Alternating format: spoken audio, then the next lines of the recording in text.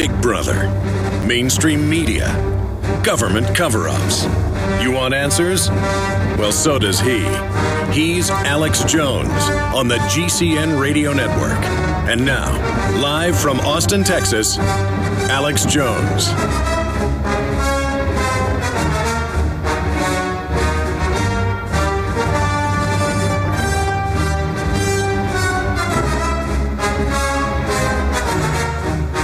I barely made it to work today, not once, but twice. Police are so recklessly driving on the highways that the nanny that we have that comes 3 days a week, because my wife homeschools the children and needs help sometimes, the police just pulled out in front of cars. When people see police, they just begin slamming on their brakes. So someone ran into the back of her. We had to deal with that. And she was crying when she called us, and I had to drive out there onto 71 by 290.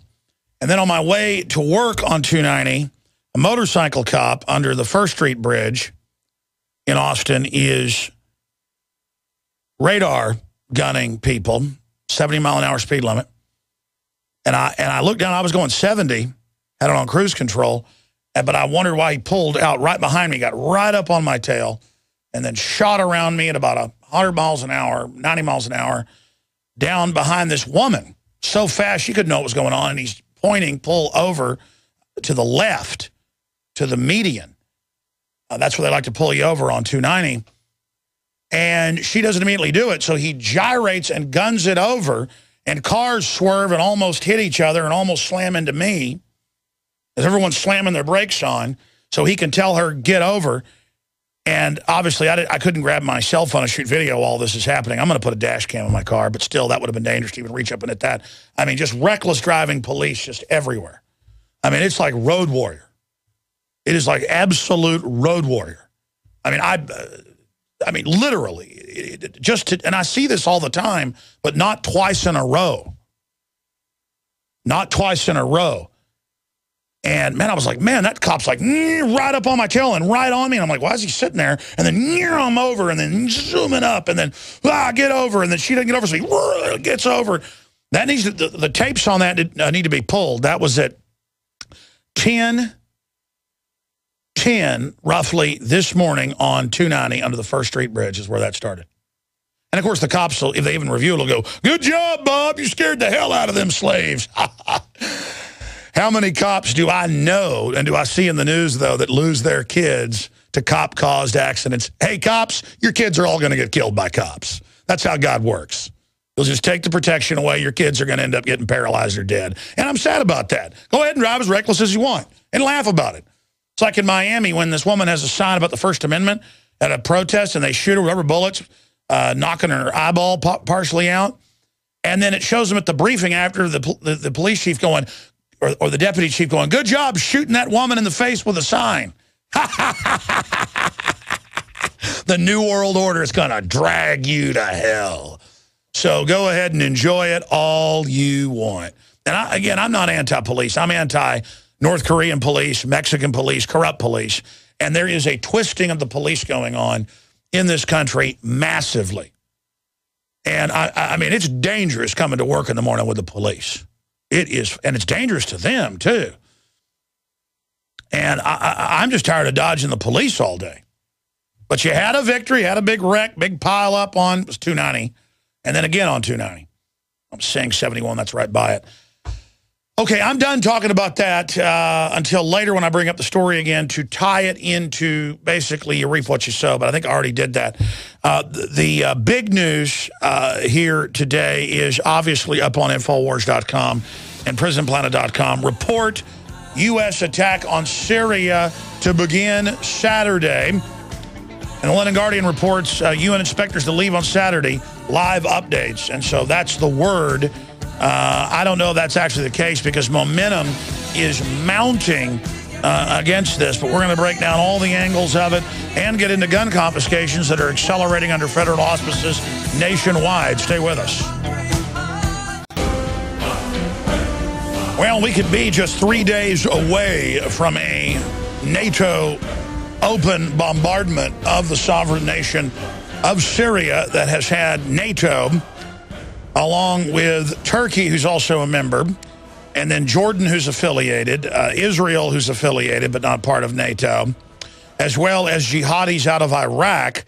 They have been facing a 2.5-year insertion of hundreds of thousands of al-Qaeda and assorted jihadi forces engaging in unimaginable war crimes, killing more than 200,000 people, most of them civilians by the rebels, who are called activists and protesters by CNN, Fox News, MSNBC, and others. It is unbelievable. It is a war on reality. Now, the good news is, even the New York Times has had to admit that, okay, there's really no proof Assad did this, and the Israeli proof that they've put out is actually the top general yelling at his troops saying, you better not be the ones that are behind this. So that's their proof. Why would the Assad regime that's been gaining ground against the al-Qaeda forces in the West and the whole globalist Anglo-American world ganging up on them with the jihadis, why would they do the one thing that allows the open air bombardment by cruise missiles, fighter bombers, you name it? And we've already talked all about that, but the big issue here is the most widely circulated newspaper in Israel is reporting U.S. attack on Syria to begin Saturday, and we have that up on Infowars.com. And the writer that wrote the article has also tweeted. This is a big Likud style paper, very closely associated with Benjamin Netanyahu and those in power in the Knesset. So this, well, I mean, we hope this isn't just saber rattling. This is very, very scary for anybody that understands geopolitically what this means. But U.S. attack on Syria to begin Saturday, onslaught to begin with UN inspectors leave. And that is in the London Guardian as well. Syrian crisis, UN inspectors to leave on Saturday. Live updates. CNN reports Obama, U.S. concludes Syria carried out chemical weapons attack. That came out last night. And then they don't give any proof. Very bizarre. And you saw, of course, Kerry 3 days ago now, the Secretary of State saying, we know they did it. We have conclusive proof. And then 6 minutes later going, we know there was chemical weapons that were released. That's the proof. We don't know who did it. So just incredible to see this going on because they don't have 72% support like they did in Gallup poll and 75% in Pew and others like they had back in March. Was it March 15th of 2003 when the second Iraq war launched? And even though that war was based on fraud and lies and was for defense contractors to make money and to destabilize the Middle East and begin this, that core takeover to be able to invade and destabilize the whole area as they're now doing. That's part of the official PNAC plan and the Pentagon plan. And Wesley Clark's talked about that, and it's on record. Bush did go get congressional authorization, and he did get UN authorization, which I said at the time he didn't need. Though you don't want to start World War III with the Russians, so I guess he did need it. The point is that the real authorization under law has to come from our Congress. They control the purse. They control the war making. The president is given a declaration of war. Now they call it an authorization. Even that's unconstitutional. But see, now they've gotten away from that to just, I'll do whatever I want, and NATO's the reason I can do this. And that authorization, that declaration says who the enemy is, what the goals are. So the Congress is the representative of the people collectively giving the order to the commander-in-chief. And the president doesn't become the commander-in-chief until there's a declaration of war. Okay, they're not a commander-in-chief until there's a declaration. And then we say, this is the enemy, here's our goals, here's what to be done, launch it, do it as fast as possible.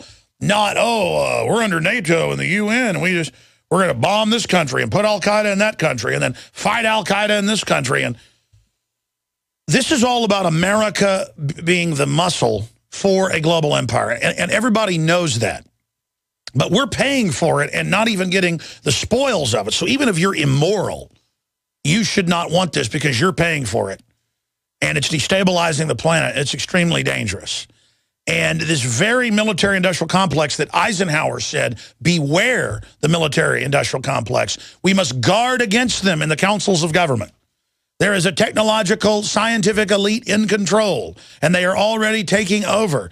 This development poses the greatest threat to our nation. I mean, you ought to go watch the 21-minute speech. Because you always just hear, beware the military-industrial complex. He said the technocrats that run it, because they came to Eisenhower, Curtis LeMay, and L.L. Lemnitzer. This has all come out on Frontline, PBS, declassified. And they said, we want to have a nuclear war with Russia. It's going to happen. We need to launch it first. We'll only lose 10 to 15 million, but if we let them ever strike us first, we'll lose 50, 60 million. We'll lose more than a third of the population. The U.S. population was only like 200 million then. And he said, but they respected him enough because he'd been the supreme commander, allied commander in the European theater, that he was able to back them down. Kennedy came in, and they're like, look, you're just a PT captain, buddy. We run this show, and we're going to have a nuclear war with Russia. And Kennedy fired them all, so they had the CIA blow his head off, but still that kept him from being able to launch it because they were all kicked out of government. They were all hired right back afterwards, but still cooler heads prevailed, and the Russians knew the plan. And like, wow, these people are really crazy. We're not going to do this.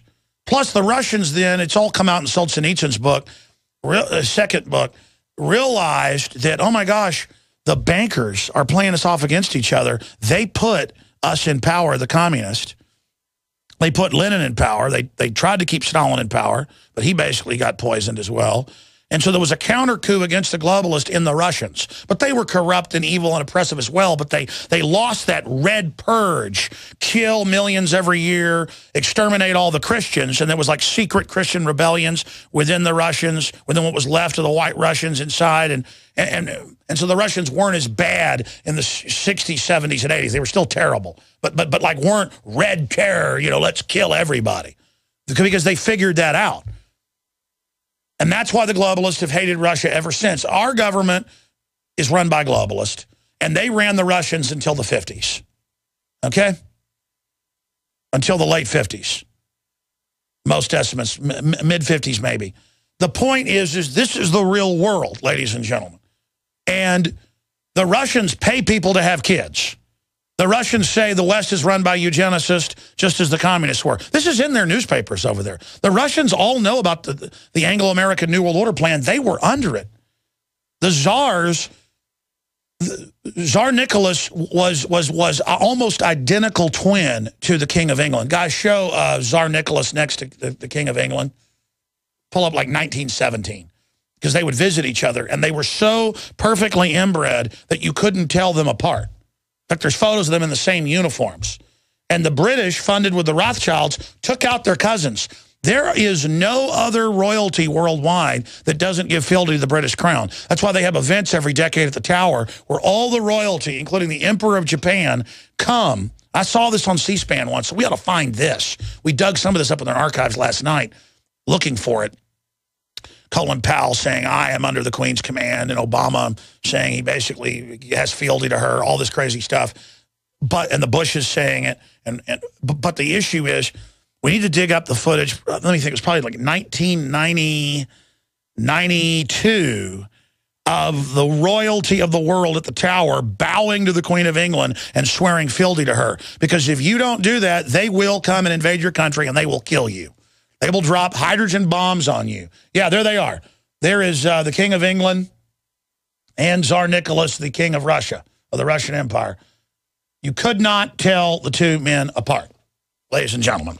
So, you know, I mean, we owe the Russians an absolute apology for letting the bankers conquer us and then do that to them, to put Lenin in. Hundreds of thousands of Americans were shipped in, mainly out of New York. The Bolsheviks took them years to take over. They just started in 1917. And they murdered hundreds of thousands of military officers. It was just hard. After they took the guns. Guys, type in Bolshevik turn your guns in poster.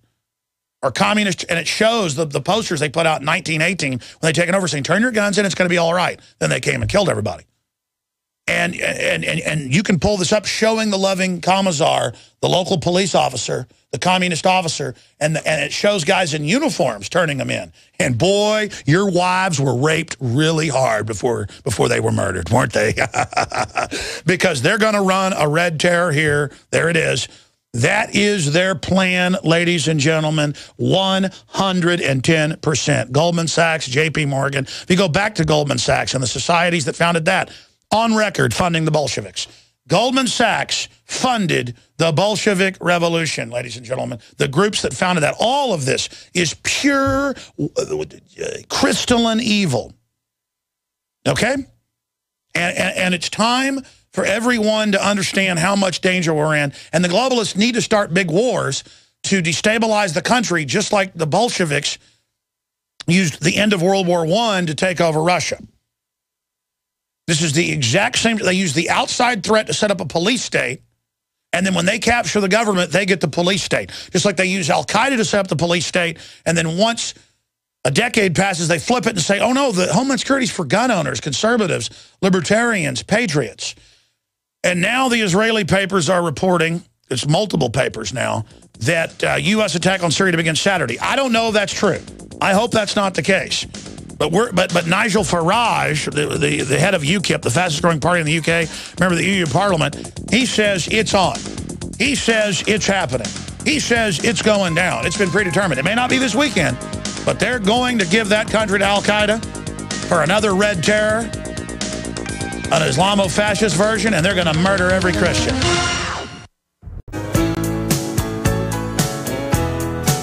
When the globalists target Syria, they target America to drain our war chest and to demonize our name worldwide. They then take the Muslim hatred of the United States' face and logo being on this tyranny to then energize even more jihadis, which they then direct against their enemies. Because the public is not aware of this divide and conquer strategy. Now, I just mentioned the member of the UK Independence Party, their head, and member of the EU Parliament, Nigel Farage, on RT, and he came out and basically said the UK government is the keenest of all on a Syria intervention, has already made up their mind. Here is a clip from RT of that. Well, now let's discuss the Western powers' eagerness to act on Syria with Nigel Farage, who is the leader of the UK Independence Party and a member of the European Parliament. Mr. Farage, thank you so much for joining us here on RT. Well, as we know, the UK Parliament is being recalled to vote on a response to the alleged chemical attacks in Syria. But why now? I mean, why not wait until the UN investigators finish their job and, come up with some results of their fact-finding mission? Well, from the very start, it's been the British government, particularly in the shape of William Hague and indeed David Cameron himself, who throughout the entire international community have been the keenest to get involved in Syria, whether it's arming the rebels or now, as we see today, a build-up of warplanes in Cyprus, preparations for cruise missile attacks. This government, the British government, has been the keenest of anybody to intervene in Syria. So that's why they're not prepared to wait. I think they also think that it's unlikely that they will get a resolution passed through the UN Security Council. And what will happen then? I mean, some of the countries are saying that they do not need that mandate from the UN Security Council. Will they go ahead then with a military action without that? Well, I mean, international law is something that, people, ideally, I would have thought before launching a military attack would want to have. And I'm sure that if we do go in for military action without UN Security Council approval, it'll be a row that goes on for decades. But ultimately, international law itself is not going to stop the British and the French and perhaps the Americans if they choose to do something. Well, I mean, we're also hearing that Western powers from the Reuters news agency have told the Syrian opposition that they will strike within days. But does that mean that the decision has already been taken? Well, I think the answer to that is yes. I think the British government have made their minds up. That's why you've got the build-up in Cyprus today. Parliament's been recalled because I think that throughout the Conservative Party and indeed throughout very large sections of the media in Britain, the questions are being asked. Please, Prime Minister, can you tell us what are the aims and objectives of this mission? How can you guarantee that we won't become more deeply embroiled? And so I'm hoping that in 48 hours' time, when the British Parliament meets, we get some answers to those questions. But I have to say that ever since Tony Blair's time, starting off with Bosnia, we seem to go in for foreign wars with alarming regularity, often having no really clear objectives or any idea. That full video is up on Infowars.com. and Prisonplanet.com, along with analysis, text analysis. Look, what's happening here is people say we don't know what the motives are. We don't know what the objectives are. The objectives are trillions of dollars in weapons sales every year. You have to expend the other weapons. And then to launch a wider war in the Middle East and to encircle Russia on record, the Pentagon and PNAC plan, to then destabilize that country. I mean, Saudi Arabia 2 days ago on television, Steve Watson wrote an article about it, said, we will launch our al-Qaeda forces against you, even called them al-Qaeda. I mean, that now it's almost like this stuff's just all coming out in the open. The establishment's like, oh, you know we run the drugs? Sure, we'll have Fox News, BBC, CNN, MSNBC, ABC Nightly News, all come out in the same week 4 years ago and show troops growing it and loading it on aircraft. Oh, you know we run al-Qaeda? Sure, we'll just put it in all the newspapers. Big deal.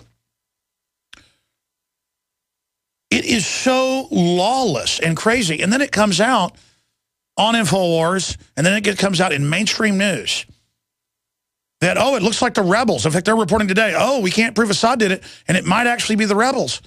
And they go, well, that's what Kerry said. I mean, he alluded to that. See, he covered it. Boy, he's smart. Yeah, he's real smart. It's like if you wrote a book, you could tell somebody what's in it. That's not smart. You wrote the book. I mean, he called the plays. Clearly, he said it didn't matter days ago. Yeah, he said that because he knew it would come out that they don't have proof and that they're the main suspects. It's so amazing. It's like a war on logic. And that's what it is. They're just trying to acclimate us with mass Stockholm syndrome that I've talked so much about, to have learned helplessness and to have normalcy bias. I mean, it all comes down to those three terms where we just think this is all normal. I'm going to run through what this attack could look like and what it may do to the economy and why they have real motives. Information is power. I'm going to get back into what's happening in Syria and how this attack may play out and what it may do to the economy and what other countries are saying. Then I want to open the phones up in this hour if we have time, if not in the next hour, to get your take as listeners on the Syria situation, but also all the scandals that we are being diverted and distracted with. And speaking of those, I want to try to cover some of these in the next hour. There's a great site, knowthelies.com, a site where I saw this particular article last week, 100 articles of impeachment against Obama. And I've told my crew to mirror this story up on Infowars.com so it gets a wider readership because I read through these 100, and it's very, very accurate. 100 articles of impeachment. Also, there's another one, Freedom Outpost, did 252 documented examples of Barack Obama lying, law-breaking, corruption, cronyism, etc. Because for Obama Deception 2, I'm trying to go over the lies and duplicity and the fraud of Barack Obama as a front man. But it's important to study this figurehead and why they chose him as their logo, as their standard, as their teleprompter reading marionette. And there's just no way to plumb the depths of the hoax. Just like our government is illegitimate, run by foreign banks, that's a giant hoax that we even have a government. The Federal Reserve isn't federal, that's a hoax. Vaccines in most cases are deadly and don't even protect you. Their own inserts say it. Then they run the hoax saying there's no side effects in school handout forms, forcing shots through fraud on people, not telling them that there's not a law, lying and saying there is. That's a hoax. Aspartame in every study out there, look it up, makes you get incredibly obese and screws up your metabolism and gives you diabetes in all these studies, but they have the hoax that it makes you skinny. Just everything's a hoax with these people. And then I'm sitting here trying to decipher it all and figure out, well, what do I put in the film? I was up here till 10:30, no, actually 11 last night. I'm not bragging. It's just that there's not enough hours in the day. That's why when people call up and say, you should do this, you should do that, I'm not mad at the caller, but it's like, yes, I want to do more. Yes, I know.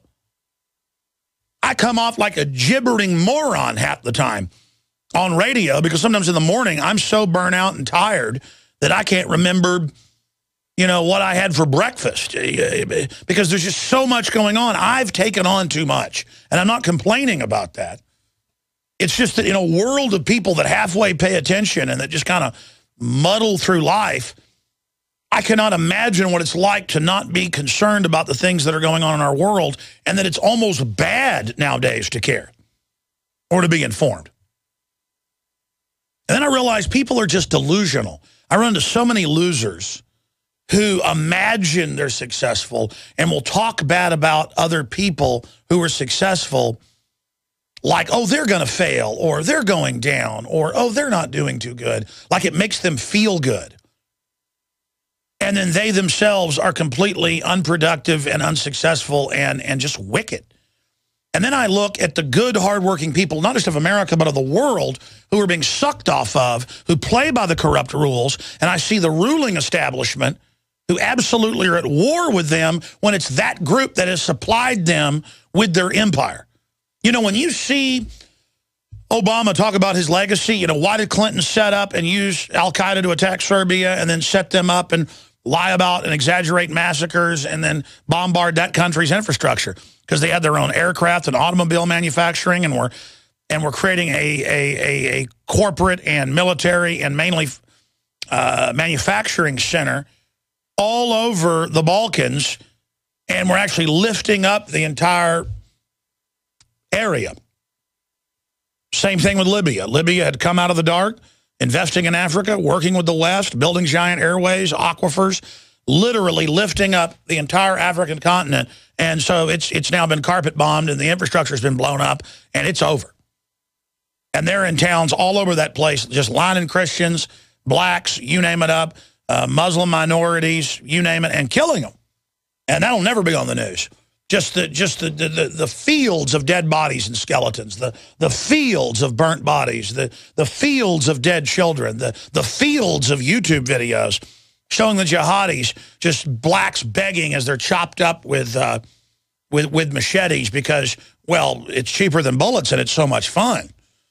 I mean, why shoot, 200 people in a village when you can take your time watching them beg and hacking them up with machetes? And the U.S. government's there to help you and there to put you into, try to turn the entire country of Egypt over to you. They'll call you protesters when you kill 25 police in one ambush, or turn over Syria to you. And, if in 2.5 years you can't take down a government, why, we'll just come in with a big military bombardment. Drudge put out a tweet yesterday that we retweeted at Real Alex Jones saying, hey, who do you root for in, the build-up this fall to what could be World War III?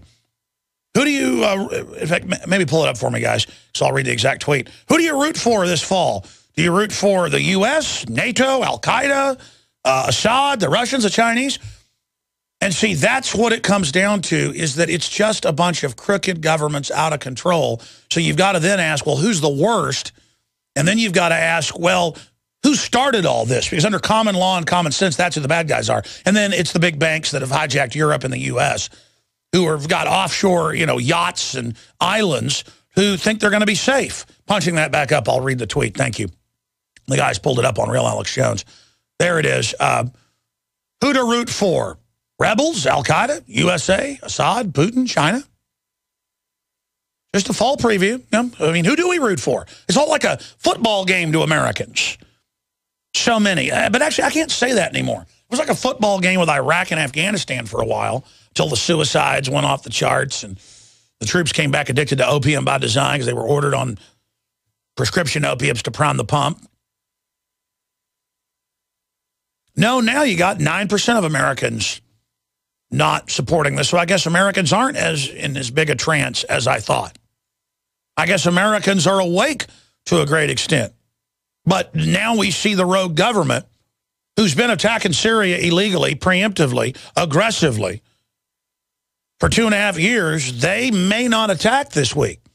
They may stage some more events to try to build up the idea of, hey, we've got to act, we've got to do something. But if they do act, what does that signify when the Congress, they've got Democrats now joining Republicans. It's like over 70. It was 50 yesterday. Over 70 members of the House And senators like Rand Paul and Ted Cruz are coming out saying, you will come and get authorization. And by the way, you don't have the votes. We're not going to give it to you, but you've got to come to us. You can't get that from NATO. By the way, the UN won't even authorize this. It's not that they're even a good organization. They were set up by the globalists. They realized this could cause World War III. All the different member states, but mainly Russia and China. And it also will discredit the UN completely. The U.S. is already discredited. The globalists want to have some institutions they control that aren't discredited. See, because remember, they want to bring down America too. See, the globalists are attacking everybody but themselves. You've got to understand how full spectrum dominance works from the top of the pyramid. The Eye of Sauron is death. It's attacking everything.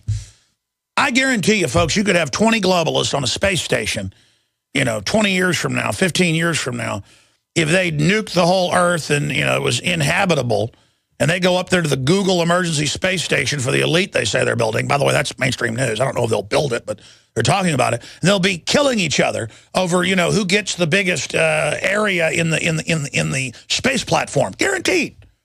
That's the nature of these people. Hell would be being locked with these people forever. But good people have a giant blind spot to psychopaths and sociopaths because we don't operate like they do. Well, we need to start studying psychopaths and inbred genetic psychopaths like royal families, the Rothschilds, the Rockefellers. All they're doing through the UN is setting up their own new royalty where they have diplomatic immunity, where they're above the law. And now I'll tell this story and then get into the news and then give the number out and take your calls next hour. We got a bunch of special reports as well.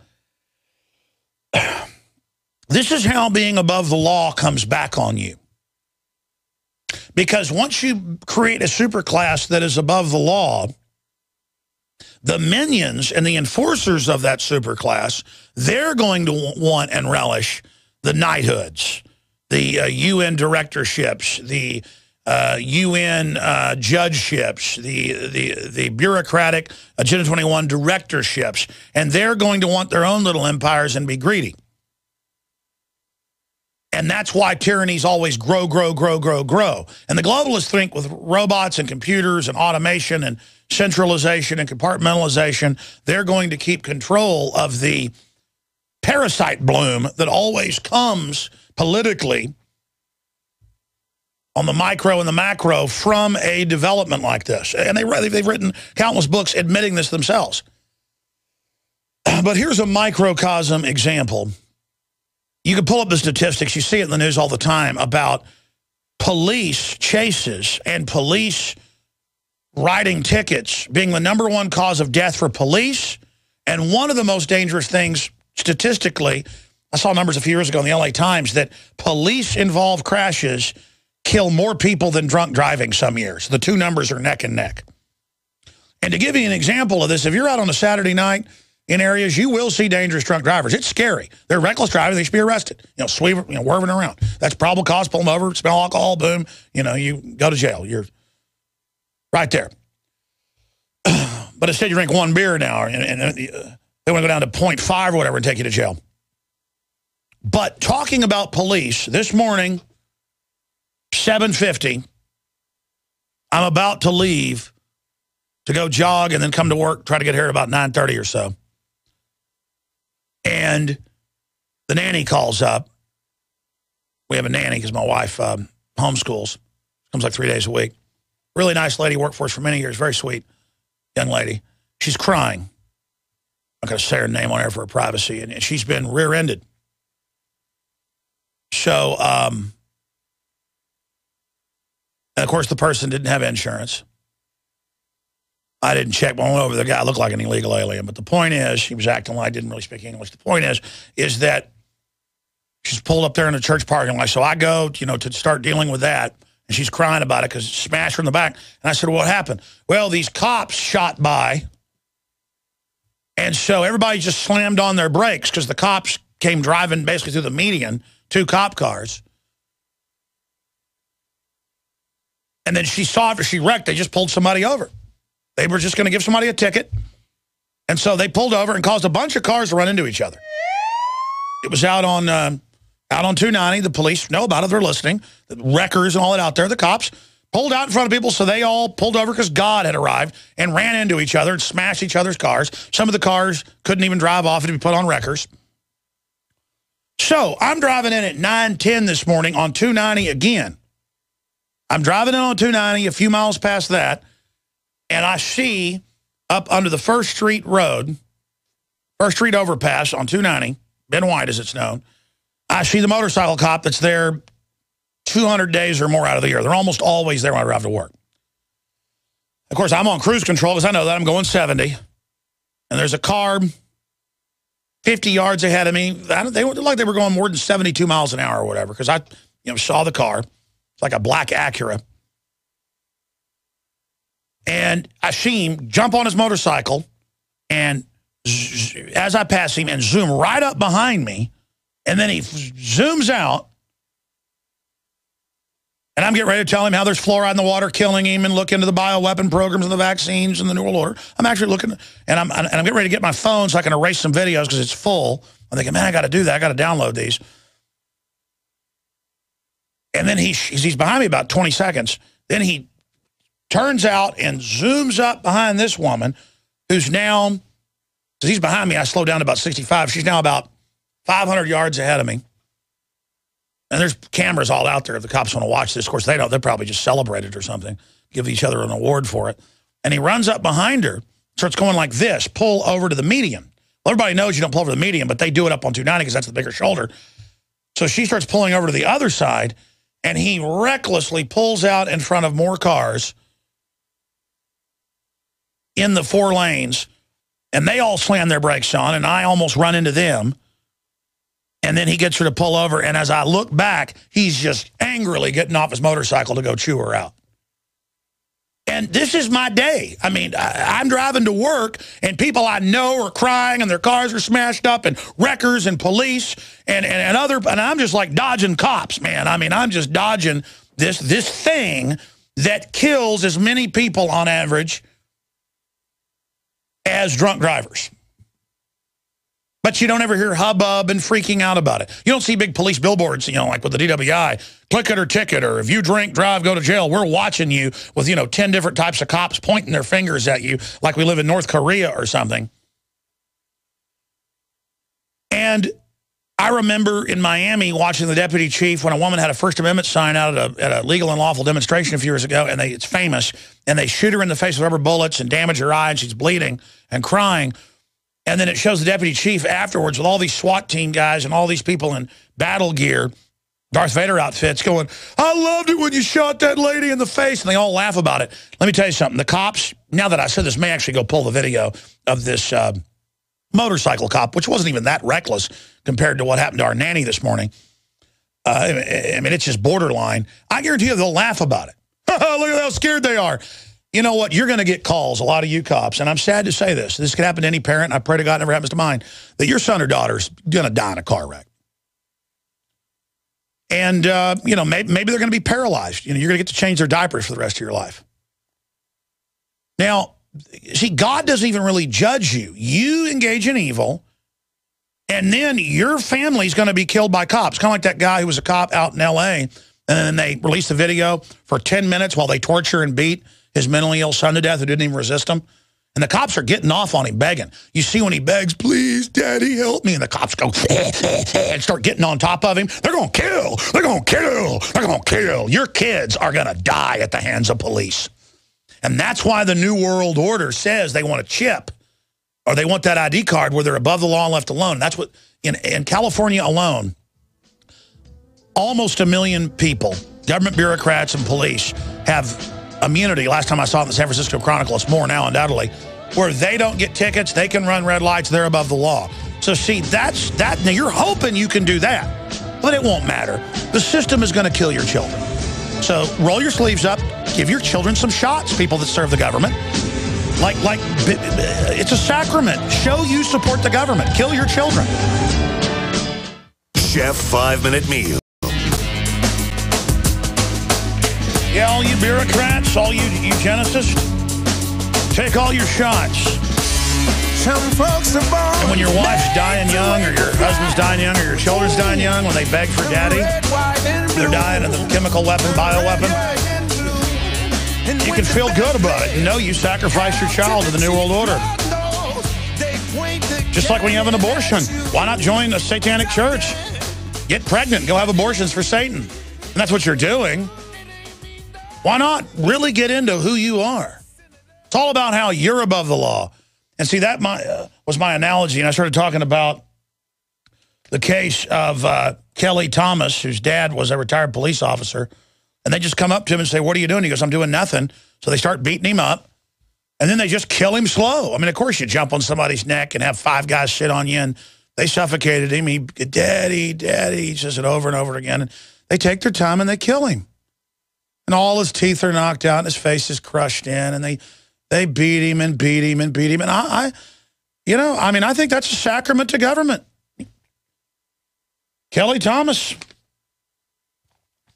And when I think about him begging for his daddy and I think about my son, it makes me want to throw up. Now, this is just when a couple cops are on him. And again, they teach the cops the threat continuum. You know, if you're hurting somebody and they resist involuntarily, well, we'll just show them. And then more cops show up and they beat him in the face with a flashlight. Here, turn it up. Because, the begging for daddy comes up. We haven't played this for a while. And see, all of you that's... Okay. Right hand on your back. Okay, hang on a second. Hang on. I'm sorry, dude. Put your hand on your back. I'm sorry. I'm sorry, sir. Put your hand on your back. Okay. On your stomach. Okay, I can't, dude. Yeah, on your back. Okay, I can't breathe. Take him 10 minutes to kill him. Oh, we love government. Keep it going. Keep it going. We want the begging for daddy here. I can't breathe, dude. Put your hands on your back. Okay, here, dude. By the way, hit pause. Please. Hit pause. They will not. It came out because there's other camera angles that were released. They wouldn't let him put his hands behind the back. They're all sitting on his hands, and when he can't, they take that flashlight and they just bash his brains out. And that's what. But see. The slick globalists wear lab coats and give you shots and GMO and fluoride and bash your brains out. In fact, those cops are doing that. I remember seeing them once they got arrested later because they lied about it and it all came out. I mean, they just look like total idiot thugs, gang members that wanted to go have a job where you can run your motorcycle up on people, you can scream at families, you can whip out in front of cars, make people wreck, and you're in control, so nobody's going to get in trouble. Now, I'm not even attacking the police here. They're where the rubber meets the road. There are a lot of good police that are abhorring, absolutely abhor things like this. The issue here, and what makes this so sick and rips my guts out, is the globalists are doing this on a mass scale all over the world in our name and blaming people for things that they've done. And it shows how what comes around goes around, just like that young man who was killed by the police, tortured to death, just like his dad was a decorated 26-year veteran, retired from a police department nearby, and he came out to the police are now totally evil because they are getting more brutal because they're soldiers now. What do soldiers do? They fight enemies. And if you're a schizophrenic guy, you're going to die because you're the enemy. These are warriors who gang up on a schizophrenic guy that weighs 140 pounds. You're tough. You can kill people. The point is that you killed a God's child. See, what you do to other people comes back on you. I see articles all the time where cops run into a thing and kill a cop's daughter. I saw a story like that like a month ago. And it's in the news like, oh, it killed a cop's daughter. So then they get the cop in trouble. But only because you killed a cop's daughter. What about our daughters? What about our sons? Jones.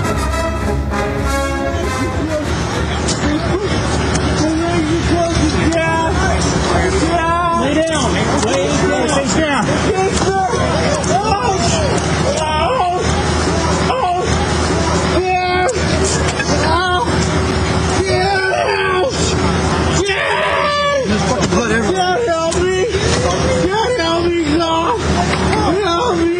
By the way, I played this clip today. Again, it goes on for 30-plus minutes, actually. It takes them about 15 minutes to kill him, and then they kind of have a celebration after they've killed him. But Fullerton, California Police Department murdered unarmed homeless man. And, of course, this happened last year. I was just telling the story about how this guy was a police officer's son. And so they did indict the cops, but only because the dad was a cop. And I've noticed that. When they kill your kid, folks, and what's sick is they're sitting on each hand and on his legs. By the end, it's 8 cops. And they're saying, he's saying, I can't breathe, daddy, daddy. And they just keep beating his brains out and his whole body and knocking every tooth out. And they keep saying, just put your hands behind your back. I love that. Like they go, don't resist, and then taser you, and then taser you till you die, and you're just sitting there. And then in America, they taser you if you don't answer questions now. Courts have said they can do that. It's torture. I mean, if they had guys in Abu Ghraib tasering them, they'd call it torture. And it just shows what a sick system we are. And my point is, do police really want to grow up in a country where they're run by foreign banks and the people are their enemies, and they consider us insurgents, and they kill a 95-year-old man because, you know, he's not doing what nurses are telling him, and he has a shoehorn in his hand, and they say it's okay. I mean, and again, this isn't how the police were in the past. This is how they act in authoritarian regimes. This is what they want. And my point was, what comes around goes around. That's why I mentioned the case of Kelly Thomas. They walk over to him and they say, what are you doing? And it turned out he'd done nothing wrong. And he's sitting there and he's schizophrenic, and he goes, nothing, I'm just sitting here. So they start grabbing on him. Then they jump on top of him. He says, hey, man, stop that. And then they just kill him. Then and you could see in the video, we're showing their original one that got released by locals. It turned out they had the surveillance tapes that the cops lied so they didn't have, but it turned out people inside the department released them, if you follow that case. And the reason they got indicted, I haven't followed if they got convicted yet, was because they lied and said, oh, he kept resisting. Well, just like the guy on the DART platform, they made a movie about it, who wasn't even the guy that was in a fight. And they put him in handcuffs, he's not resisting, and then they just shoot him in the back. Just pulls the gun out, boom. And they take all the cell phones away. Cop got a year for it, except one person in a train that stopped, and it drives off as the cops look, and they get the footage out. They said he attacked the police. Just like the FBI shot one of the Zarnev brothers' friends who knew that he was CIA. They said, oh, he attacked him. Turned out, well, he didn't attack him, and it's national security. We shot him in the back of the head, though. We just killed him, and that's just the way it is. So you just get used to that because we're the guys in charge. We're the winners. You're only the winners for a season because America's being brought down, and the globalists plan a red terror in this nation. That's why the Army manual that we've been reporting on since Monday openly has come out and said that the Founding Fathers are bad people, and due process and freedom is bad. And I didn't mean to digress off into this point today. It's just that I was thinking of examples of blowback where what the corrupt system does comes back on it. Oh, throughout history, when tyrants bring in tyranny, it ends up destroying them. Hey, will you guys print me the article about little leagues are seen as racist in California? I saw an article where they're banning them because I saw that. I think it was the Washington Times. I couldn't believe it 2 days ago, but I never covered it. Well, I wanted to mention that. By the way, we have a Leanne McAdoo report. Austinites did sign petitions to ban the word father and mother and family and brown bag, as Seattle has done. These are virulently authoritarian people who think they're liberal. We'll be back with that as well. Introducing Ladies and gentlemen, we're back live, broadcasting worldwide, hour number 2. Here are the headlines up on Infowars.com. Obama's Syria attack rationale crumbles. Report, U.S. attack on Syria to begin Saturday. That's the biggest paper in Israel saying that. Russia sends warships to the Mediterranean. Denies Syrian link. Boy, how do you know when government's lying? When their lips are moving. Will war with Syria cause the price of oil to explode higher? Do bears live in the woods? 50 years later, West defiles Martin Luther King's memory. Man, I tell you, I was watching MSNBC last night during a break up here editing, and I mean, it was like an absurdist cartoon of race bait pushing. They've just totally turned Martin Luther King Day and his dream speech into the opposite.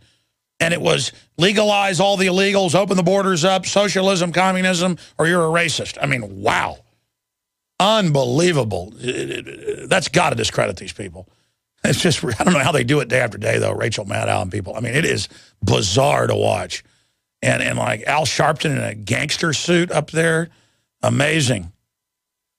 Also, U.S. admits it has no idea who carried out the Syrian chemical weapons attacks. That's the New York Times. Washington's blog boils down a whole section of that. I mean, this is just a criminal rogue group that won't even put their name on it. But it shows how it's a rogue shadow corporate Bilderberg-style government is just pushing this, and then there's not even proof given. And Kerry 3 days ago was like, it doesn't matter who launched it. Assad's horrible. It's all about Assad, not about the hundreds of thousands that have been killed by the West injecting the rebels and calling them protesters. So here's some of these headlines, and then I'm going to go to a special report, Syrian hypocrisy with David Knight. And then Obama is saying he hasn't made a decision yet on Syria. We're going to be breaking that down. Ayatollah, the head of Iran's supreme leader, says dire consequences if the United States strikes Syria. Sparks worries Iran could launch proxy war if Syria is struck. I mean, what do you think the West has done? It's a proxy war. And you're like, well, I don't like Iranians. Folks, what do you even know about that if you're a new listener?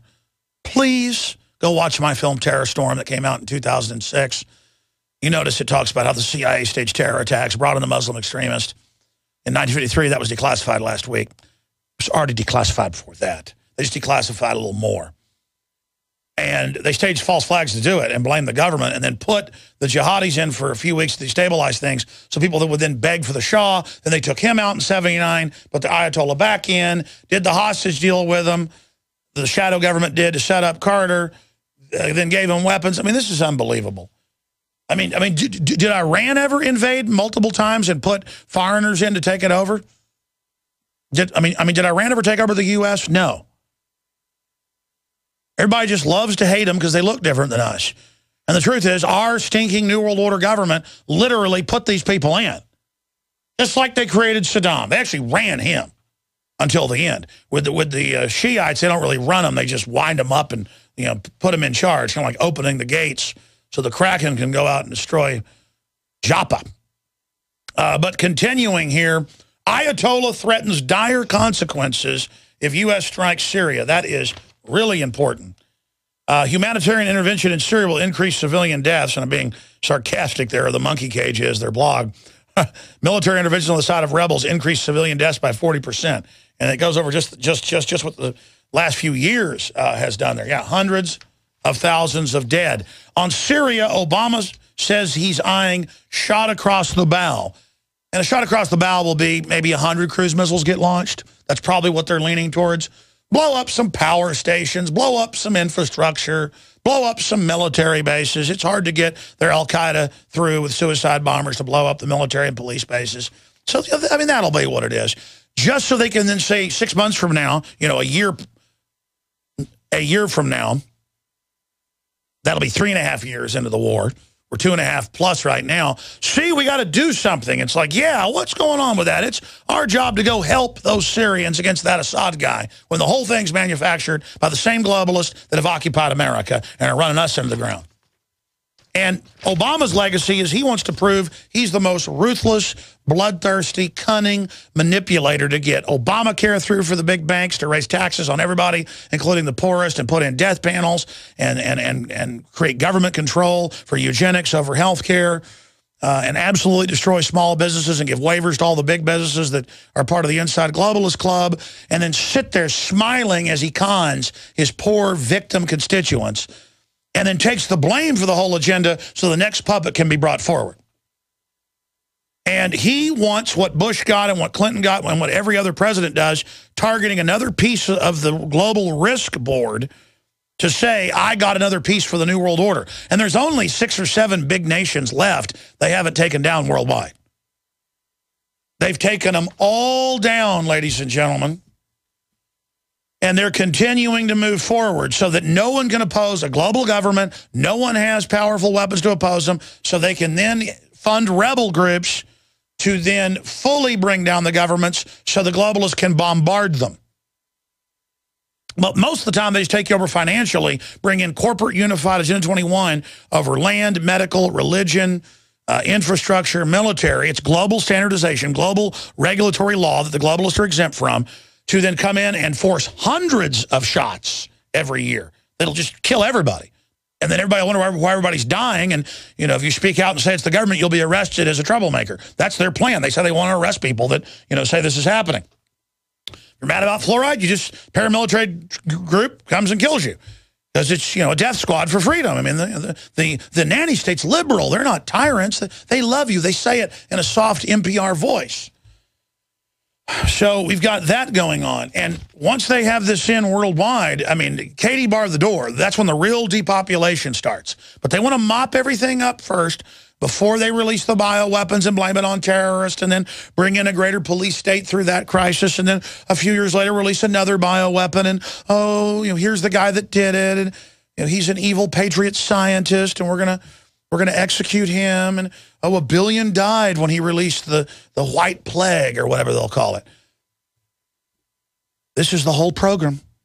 And then further deindustrialize with the robots and automation replacing you, where you absolutely have to go on the dole with robots tending the fields and producing the food that you get from the government or from the corporate combine with the government contract, so that you are absolutely a slave in a prison, dumbed down and poisoned before they wipe everybody out. And you want to know why they attack me in movies and TV? They've got comic books coming out where the bad guy, you know, in Marvel Comics is an evil right-wing patriot leader, and it's my face 100%. In fact, you can probably show that. They've got movies coming out, you know, where the villain is Alex Jones. They've got, actually called Alex Jones. They've got at least 10 shows I've seen the last decade on different cable networks where there's a bad patriot in Texas broadcasting who sounds exactly like I do, who then gets blown up by the ATF. I mean, they've got one script. They just pay, because they know I know.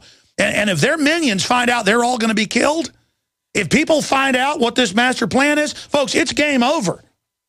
So people ask me, why do I not have fear? It's because, look, I only have fear that I won't do a good job exposing these people. I know their program. I know their operation. I know where it goes. I know there's no future for my family. It would be a crime if I didn't expend every bit of energy I have. I would be aiding and abetting the enemy in this eugenics global rewrite, takeover, total hegemon, the takeover of reality, the takeover of the genetic code, the takeover of creation by these devilish forces, if I didn't fully tell you what they're really up to. If I just played patty cake with the New World Order and just kind of halfway faded off, or whatever, or I became a big mainstream talk show host, I would be sentencing my children and their grandchildren to a total nightmare. And by the way, people always say, oh, our grandchildren, our great-grandchildren will have to do. No, we're going to have to deal with this now. Our children are going to have to deal with it. You're now dealing with the front leading edge of the storm of the New World Order. It's going to increase 100%, 200%, 300%, 400%, 500%. You already noticed most people can't hardly talk now. The IQs are plunging. They're being programmed by the television, the iPads, the brains have been rewired. Neurological disorders are off the charts. People are turning off, folks. People are under high-tech mind control with the chemicals, the biologicals, the radiologicals. And we're going in to a New World Order program where they think they're saving the earth, doing this to destroy the scourge, the infestation of 7.5 billion humans on the planet. And undoubtedly, a lot of the technologies are dirty. There are many areas that are overpopulated, but there are many areas that aren't, like the West is imploding, having a birth rate replacement of 1.3 on average. So for every 2 adults. There are ways to move forward and fix this, but the globalists don't want to transfer the clean new energy systems to people because that would destroy their monopoly. See, they don't have full government yet, full world government yet to carry their plans out. They argue, well, if they could get all this in and take out their competition, that then they could try to fix things. But their plan to fix things is just to kill everybody. And then I study the individual globalists and how they operate. They're all just a bunch of sadist, murdering control freaks who love going to dinners every night in white ties, being given awards and worshipped and wearing crowns on their heads. Psychopathic, narcissistic, control freak, sociopath, mixtures of all sorts of control freak weirdos combining into these army command groups, commanding giant slurs of dumbed down populations programmed by Madison Avenue to be grasping, spiritually blind jibberwockies.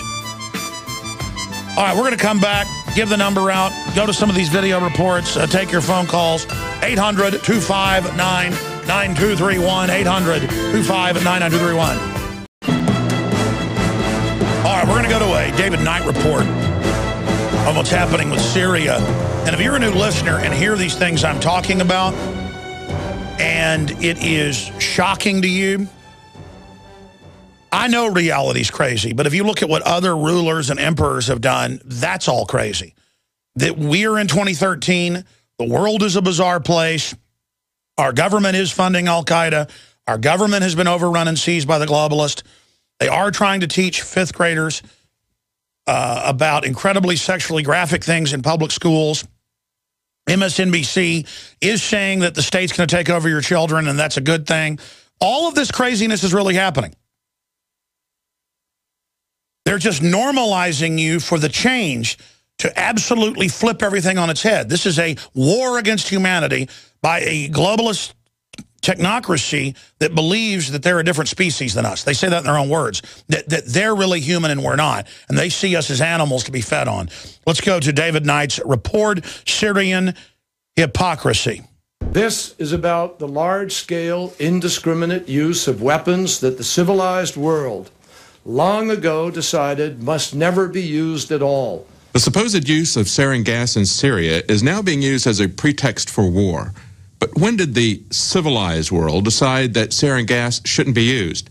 And how different is sarin gas from the weapons of mass destruction that the civilized world wants to use on innocent Syrian civilians? Developed by the Nazis' own IG Farben, creators of Zyklon B used for mass murder in concentration camps, sarin gas was a standard chemical military weapon of both the U.S. and the USSR. And in the 1950s, it was adopted by NATO as a standard chemical weapon. The U.S. military-industrial complex made a science out of sarin delivery. Pictured here is the M134 bomblet, designed for the M190 Honest John rocket warhead. The bomblets carried sarin nerve agent and were released 5,000 feet above their target, saturating an area 1,000 meters in diameter with sarin gas. Does Syria possess anything like that? But of course, it was okay because we had it.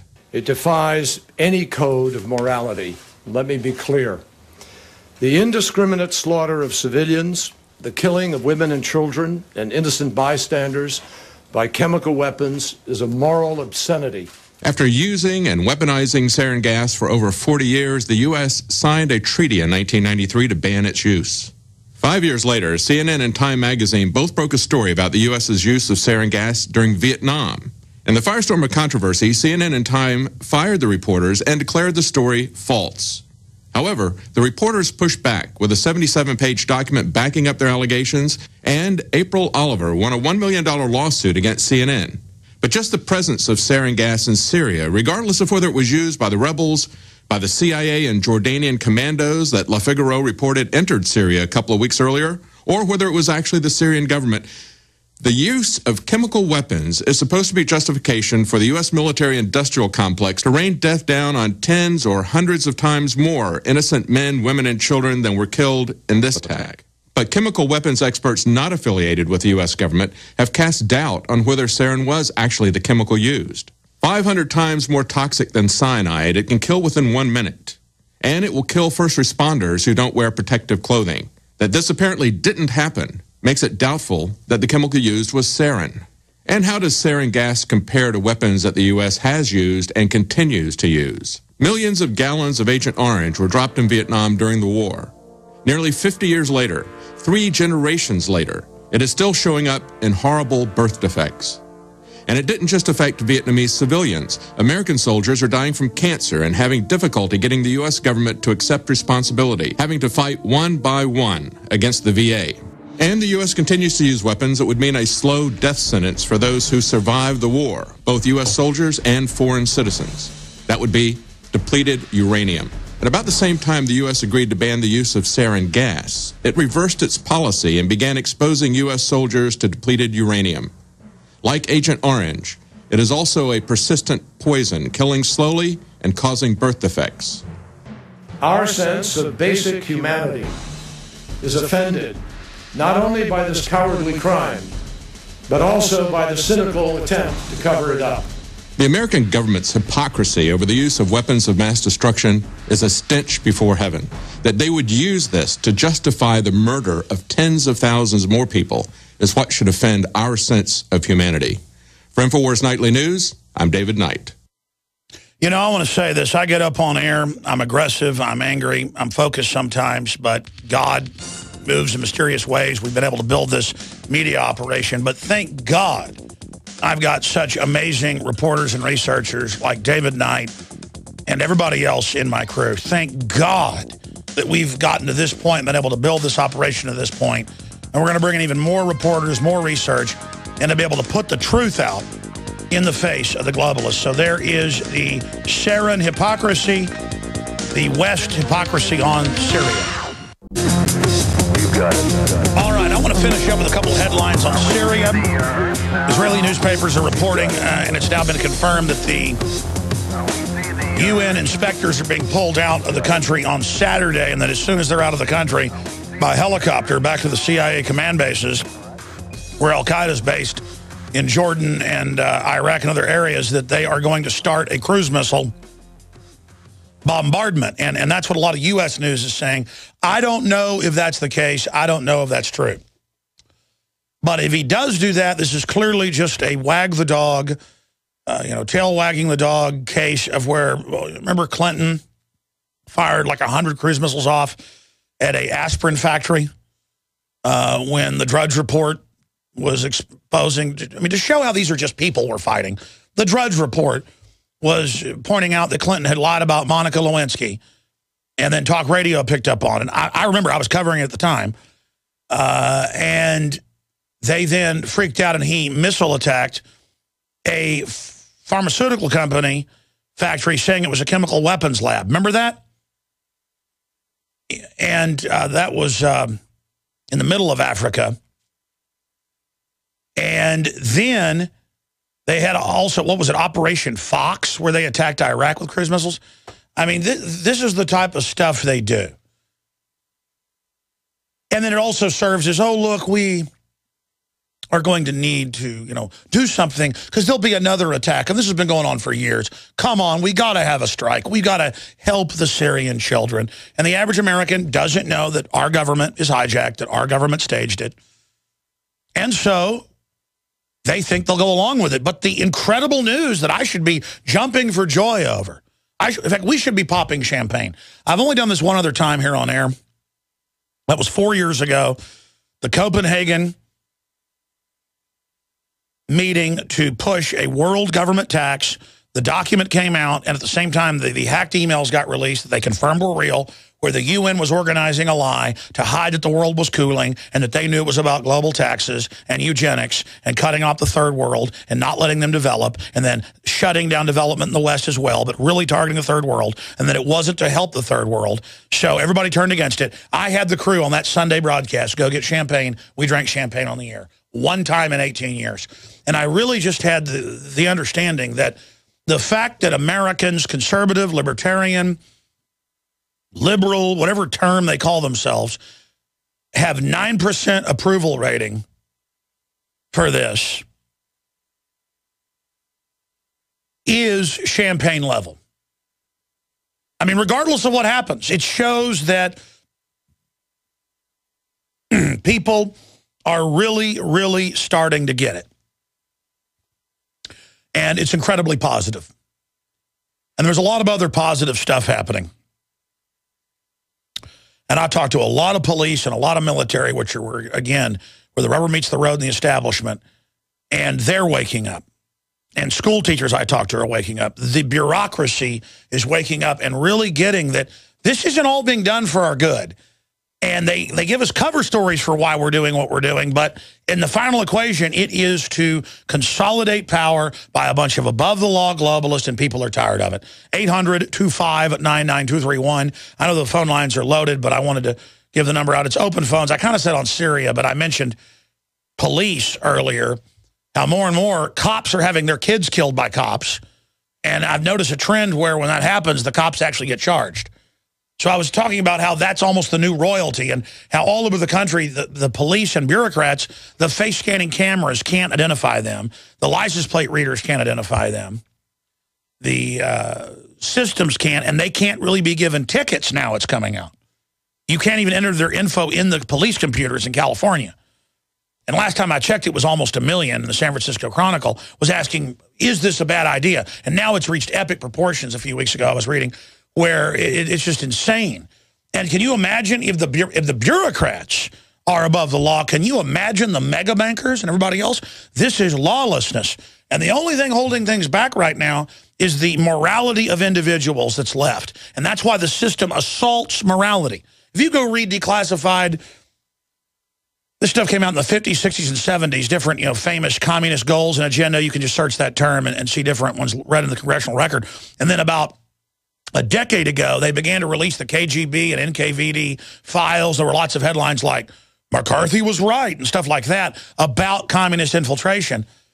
And in those, it says, we want to get people having sex at a young age so they don't have a family and never, cement a bond, because a family is a threat for our collectivist state system.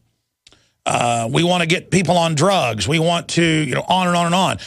Turn groups against each other. We don't want people going to church, but we want to push atheist ideas, but also simultaneously infiltrate the churches as atheists to then put out our message. And it's just unbelievable. And they infiltrated the Catholics, folks. That's what's going on there with all that craziness. They infiltrated the Protestants, you name it. And now at Baptist churches, they're saying, turn in your guns. The Southern Baptist Convention and others. War is good. Do what the government says. Take the shots. Their clergy response team. It's a state-run system. I said I'd go to your calls.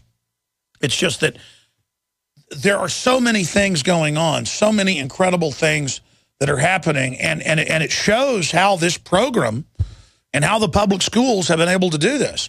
And now they federalize with standardization. If you want to be accredited to go to college, the private schools, most of them, over 90%. Folks, you're not going to go to college and get a job unless it's as a bureaucrat or Homeland Security. I mean, it's over. There's not going to be jobs. America's done. You go spend $500,000 on all the loans you take, $250,000 to get a 4-year degree, $500,000 to get a PhD or a medical doctorate, and all the metrics show maybe 5% will end up making money with it. It's over. It's over if the New World Order is allowed to continue. It's done. Okay, it's all a fraud. It doesn't even matter if your kids go to school now. As long as they know about the New World Order, know how to read and write, and know how to fix a toilet, mow a yard, and have good interpersonal skills so people learn they're honorable. That's the most valuable thing in business and life, is people knowing you do what you say you're going to do. People knowing you don't stab people in the back. People knowing you're a good person. People knowing you're hardworking.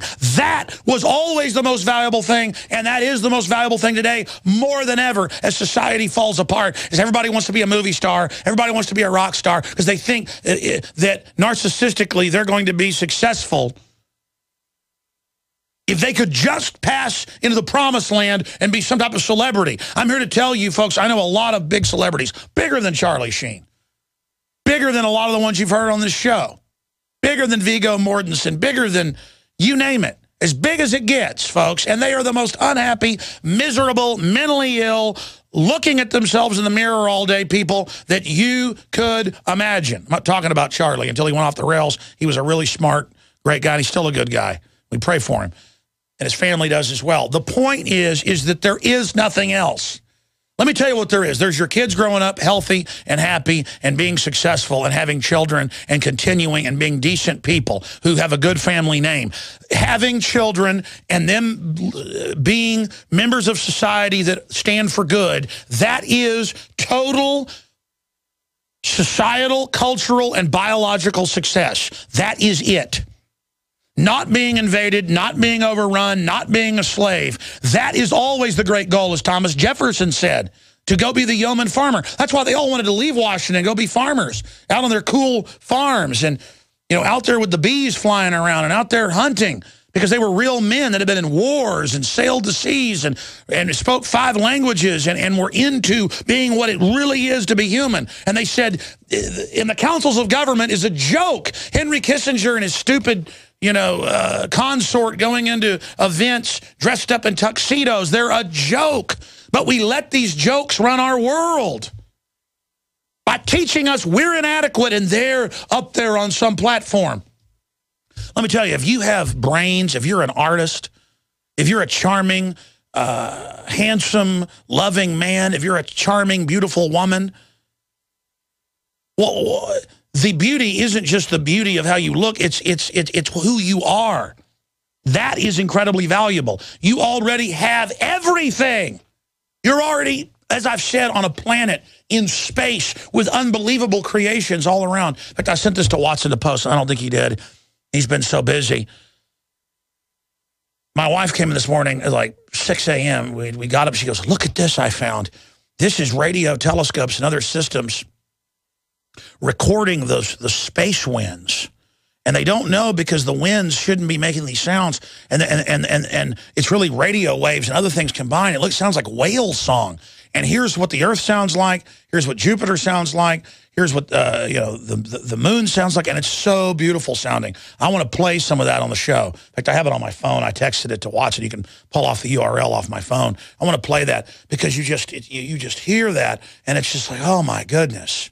I mean, we're part of that, folks. We're not, I want to go to space. I want to go to another planet. You're on a planet.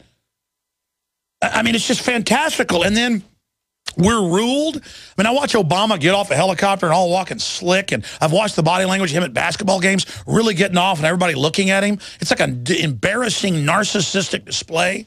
And all the people around him getting off on it. And I was never that narcissistic. When I was a teenager, I was a little bit. That's natural. You're supposed to grow out of it. But, I mean, I've been at the coolest parties. I've been at the best events. And it's nothing. But you see other people sitting back feeling good that they're the parrot sitting the tallest in the tree. That's what cockatoos do out in Australia, is they fight over the dominant one with hundreds of them. Who can be in the top of the tree? Who can be up there? And they just sit there just so proud. Monkeys do this. Gorillas do it. The chimpanzees, the other great apes, they get up high and they'll sit on a hill, everyone bowing to them. I mean, look, I want to space travel. My progeny, I want to go to the next level. I don't want to just pose up on the top of a hill. Hey, I'm the big monkey. George W. Bush, you know, the famous pictures of him looking just like a chimpanzee with the faces he would make, you know, getting off on the crowds, getting off on the power. And he wasn't probably even that narcissistic, more probably a control freak psychopath. At least if you look at the stuff he was involved in. If you judge a tree by its fruits. But, I mean, you look at all this, and it's like a joke. And these guys want to be in the Situation Room and want to call the orders to bomb countries and want to be the slick guys who, you know, get saluted by. It'd be embarrassing to walk on a red carpet and have military people saluting you and all. And George Washington wouldn't let them call him His Excellency or this or that. I mean, it's disgusting. It is disgusting. And I'm sick of it. And you people are going to blow the planet up. I'm telling you. You're losers, New World Order. You're disgusting filth.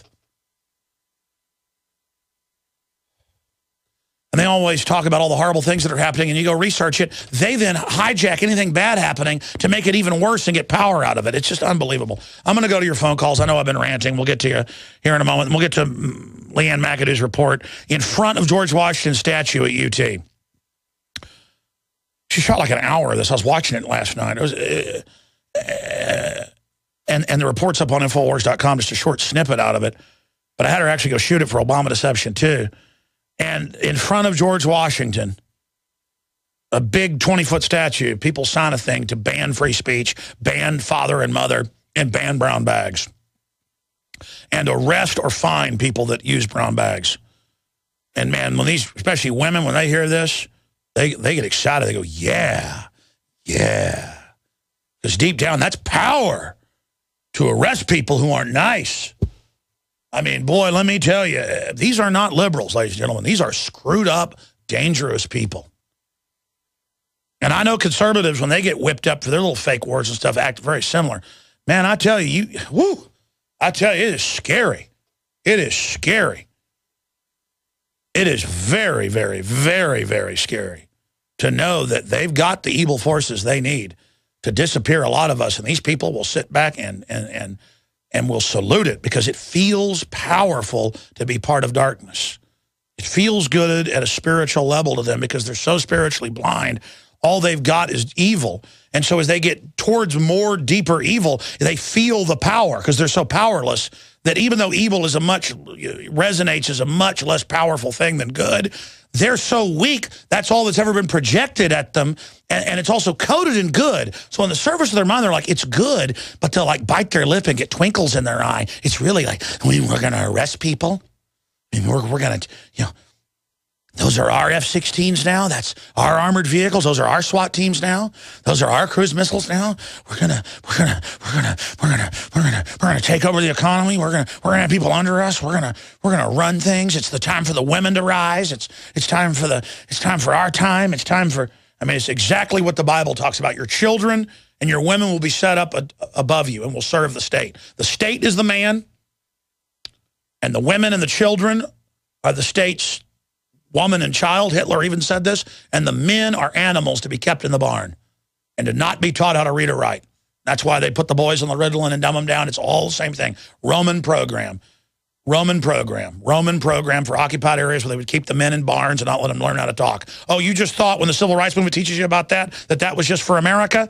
Those were Latin slave manuals, ladies and gentlemen. Feminism, all of it, is the women delivering their children to the state to be their slaves and to be their Hessian mercenaries. We're going to go to break and come back with your calls for 20 minutes in the next hour, I promise. And then next segment we'll get to you in this hour.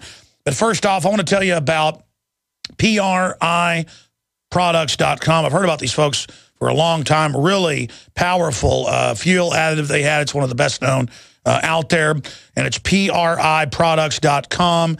It just increases fuel storage, vital key in preparing for coming problems. Power Research Inc. manufactures industrial-grade, refinery-quality fuel treatment to get the most out of your gasoline and diesel fuel. They got a huge, I mean, these are like the name. In fact, I've been so busy, I haven't even plugged this new sponsor for 2 weeks. It's like a huge sponsor to have. I mean, this is a very famous fuel additive outfit. So PRIproducts.com. Check it out. They've got everything you need, whether it's industrial scale or for your car. Go with what the experts go with, PRIproducts.com. Ladies and gentlemen, and efoodsdirect.com/Alex. If you go there, they've got free shipping again on the specials, under the Alex specials this month. And they've got the just-in-case food supply, one of their newest products. They got specialty foods. You name it, just amazing deals. efoodsdirect.com/Alex or 800-409-5633, 800-409-5633. And lastly, ladies and gentlemen, I am absolutely on fire for liberty, and I want to go to the next level. And you see we're starting to do that with our reporters and what we're doing. I mean, we're very close to skipping a few levels and just mass jumping. And I want to get it all launched this year. The new film, the satellite uplink, the new studio. I don't know if it will. If I work 24 hours a day, I don't know if it will. My crew's trying. But we need the money to also get that done. So the powerful T-shirts on the Second Amendment, anti-New World Order, Don't Tread on Me, Paul Revere. I don't know, it's like over 70 T-shirts now, women's apparel. It's all available, InfoWarsStore.com, InfoWarsStore.com. The documentary films, the books, the videos, the magazines, so much, InfoWarsStore.com. Stay with us. All right, I'm going to start taking your phone calls right now. If you joined us, it's up on InfoWars.com with links to the Israeli newspapers. They are saying the attack is on for Saturday. I don't know if that's going to be true or not, but I hope that is not the case because it could lead to some really bad things happening. Also, I saw this a few days ago, and I'm going to cover it after I go to calls. California trying to strike out tax-exempt status for Little League discriminatory groups. Because if Little League is for boys and girls, Little League is for girls, again, the existence of boys and girls is mean. Because just because you're different, that makes people feel bad. It's the opposite of tolerance. It's authoritarianism called tolerance. So they're not going to stop, folks. They're going to take over everything. You just want to take your kid to have them play baseball or football, not be taught how to, not going to say it, but that's what they, not be taught how to do medically dangerous things to themselves or whatever. And, you're not going to be able to have your game. Okay? This is a takeover. Let's talk to Dakota in Illinois. You're on the air. Thanks for holding. Welcome. Hi, Alex. I wanted to talk to you about some police harassment I went through when I first started driving. Pretty much I've gone through, I went through a stop sign at one point. A police officer pulled me over, asked me for my driver's license, gave it to him, then asked me to step out of the vehicle because, I look Hispanic, so he stereotyped me. I don't know, man. I've been with people in Chicago that got pulled over who were all white. Chicago, they pull over a lot of, they have like, quote, safe zones where the kids even get shot now, and they want, quote, drones, they said yesterday, hovering to keep the children safe. I mean, Chicago in many areas, as you know, is a war zone. I'm not saying you didn't get profiled because you're tall, dark, and handsome or whatever it is. But, I mean, I'm telling you, I think more and more, like the police pull over blondes and do cavity searches on the side of the road in Texas, and they pull over black ladies and do it. I mean, that just... More and more, we're all targets, but go ahead. Yeah, I actually, like a couple years after that, I was coming back from work with a buddy of mine, and I got pulled over by the same cop.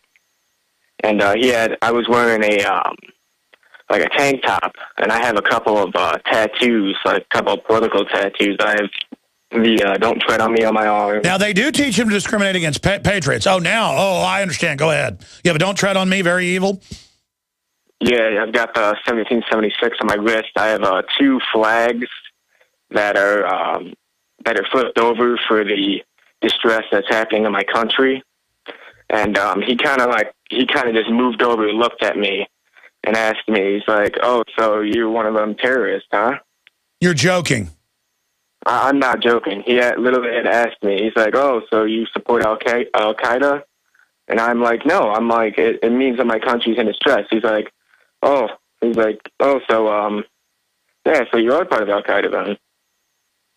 Well, I mean, listen, in the new manuals, they say, the new Army manual says the Founding Fathers would not be welcome in the military, and that promoting liberty in a better world, that's an actual quote, is connected to terrorism, and that's the code words we use. And a lot of these cops just want to imagine everybody's bad because it makes them be on a power trip, but that guy must be really stupid. So how did this end? This end by him telling me to go put a sweatshirt on, something to cover that up because he didn't want to see that filth. You're joking. I'm not joking. He told me to put on a sweatshirt. Well, let me say this. We've been researching dash cams. We also need ways to fund ourselves. But we're going to be coming out with our own dash cams soon that are the very best out there for the price. And I'm buying a giant group of them in bulk to give you a low price because I want every one of my listeners to have dash cams. But let me tell you, the cops come over and you got a dash cam, they're going to behave themselves. Already into the 3rd hour here, coming up in about 20 minutes. We have a man who had his guns confiscated, and they're saying they're illegal. When I looked it up, on record they're not. He popped in on the Sunday show. I wanted to have him back on to tell his story and take your phone calls, what you think he ought to do. But right now we're going back to your phone calls. Thank you for holding. We're going to go to David. Then we're going to go to Habu, and then we're going to go to Secrets, and then Tracy and others. Let's go to David. You're on the air. Thank you, sir. Alex, how you doing, my brother? Pretty good, my friend. Okay, here's the news now. I'm calling from the home of the state-controlled Bible Belt right here in Columbia, South Carolina. They recently just passed a law. They made it a law. It is criminal in the city of Columbia, South Carolina, to be homeless. And they are actually arresting the homeless and shipping them to encampment centers.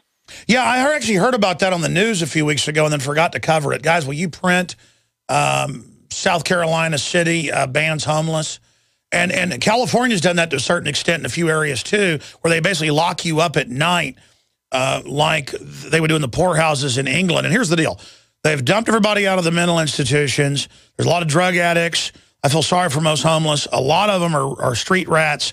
They're just runaways, which a lot of them, some of them are nice. A lot of them are really nasty. That's the group that you got to watch, you know, the 20-year-old or so people out there that get really pushy and have killed people here in Austin and raped, you name it. And they're trying to build a homeless statue to the homeless here in Austin to kind of celebrate that. And but at the same time, banning them is a violation of the Constitution on so many fronts. And you are seeing more and more real homeless out there. But what's really going on is working poor, where families are living 10 to a house. And now Agenda 21 is trying to ban that. So pretty amazing. What's your take on it? Well, my take on it is that they're actually shipping them out of Colombia to a disclosed encampment center. I mean, this is stated in an article on the Huffington Post. And amazing. Give us the headline, because that's big. If they're making them go there, that's the beginning of the camps, and is what the Emergency Centers Establishment Act says they would condition people, because at first it'll just be poor people, and then it'll be everybody. The headline is Columbia, South Carolina criminalizes homelessness and unanimous vote. Now, here's the funny thing. I want to call scum out for scum. Okay, Councilman Cameron Runyon professes to be a Christian. He is the one that came up with this, and they passed. It was a unanimous vote of 7 people. He professes to be a Christian, and Jesus Christ was a homeless man, when you think about it. No, I hear you. And as things get bad, there will be refugees of this collapse like grapes of wrath, and we don't want to throw them all in FEMA camps. And sir, we just found the article and the newscast. I am just speechless right now. I had heard about them banning homelessness, but I thought they'd kick them out of the town, which is just terrible. But you're telling me that, wow, here it is. Yeah, they're going to ship them and make them stay there. But they'll be given the option to go to that, or they'll be basically thrown out on the street somewhere else. So, but that's one step away from making them go. Yeah, these people are so sick. I mean, state, federal, world level. What you said earlier, you said something to the point of it's just us people with morals, and that's it. You know, and we're all spread out. We've got to come together as one and stand up against the new world order. No. I mean, I totally agree with you. And so many homeless people were taken as foster children, put on drugs, screwed up by that, and then they end up homeless. The state, on record, is one of the biggest producers of these vegetables that are out there on the street. That's the biggest group of them. Artificially created kind of schizophrenics. And it's terrible. Then you've got the predators out there. But your average drunk or your average mentally ill person, leave them alone. Now, some of the drag rats, the rat life people, they're out robbing and stuff, and they better stay away from me. Ladies and gentlemen, we are into hour number 3. I am your faithful servant, Alex Jones, here Monday through Friday, 11 a.m. to 2 p.m. Central Standard Time. We come back at night, 7 o'clock Central, with InfoWars at Nightly News. I'm going back to your calls. Then we have a guest joining us who had his guns confiscated. We'll open the phones up at that time on the Second Amendment issue and what you would do. And have you had your guns taken without them telling you why? In fact, that's specifically why I'm going to open the phones up after we go to this raft of calls. I have a couple other special reports I want to premiere here on the radio coming up in a few minutes. Leanne McAdoo went out and we had her in front of the George Washington Monument, asked people, should we ban the names mother and father and fine people or arrest people? We got like an hour of this, it looks like. But I'm going to air just a few minutes of it, and it's all amazing. And the majority of people that I saw in the video last night said that they want to arrest or fine people that use the word mother or father. And if you use a brown bag, that is racist. As long as you say it's for Obama. So this is who we're dealing with, ladies and gentlemen. This is who we're dealing with. And this is what we're facing as a society. These are authoritarians. Habu in Wisconsin talking about Syria. Oh, and if you just joined us, Israeli papers are reporting, it's up on Infowars.com, that report a U.S. attack on Syria to begin Saturday. Now that's a report out of Israel. We don't know if that's true, but they said before it came out in The Guardian that they would be pulling out the UN inspectors Saturday morning before the attack. Then that came out in The Guardian, Syrian crisis, UN inspectors to leave on Saturday, live updates. So, but there's so much international heat on this, so much evidence the rebels engaged in the chemical attack and that it was a false flag. A lot of people think that the thousands of Alawites and others they've been kidnapping off the roads and killing, that they probably took a group to a gymnasium and then gassed them, and then now they're paralyzed or dead, then they roll those out for the cameras. That's what it looks like. Because you don't respond minutes after and not get hurt yourself or killed. And they're dragging them around and responding, supposedly right after. It looks very fake. That is, they nerve gas real people. But it looks like this was all overseen. Can you imagine? This is unbelievable. But let's go to Habu in Wisconsin. Go ahead. Well, thank you, Alex Jones. You know, you have stood so tall through this rush to bomb Syria because you have said convincingly you believe it, and you've thoroughly debunked the reasons that these punks have given for going to war. But may I make 2 points, please? Yes, sir. One is, you know, if this bombing happens, then what I can see happening down the road is this thing similar to the no-fly zone established in Iraq. It'll be any time there's a gas attack, they'll bomb them. And that will be the way they'll tie the hands of the Syrian regime. That's one point. And the second point is not much has been made about the Iran-Syria alliance, which goes back to the days of the Iran-Iraq war.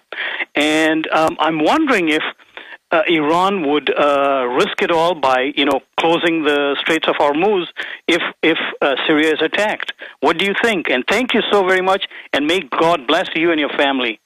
Well, thank you. God bless you and your family. We're all in this together for justice and common sense and logic.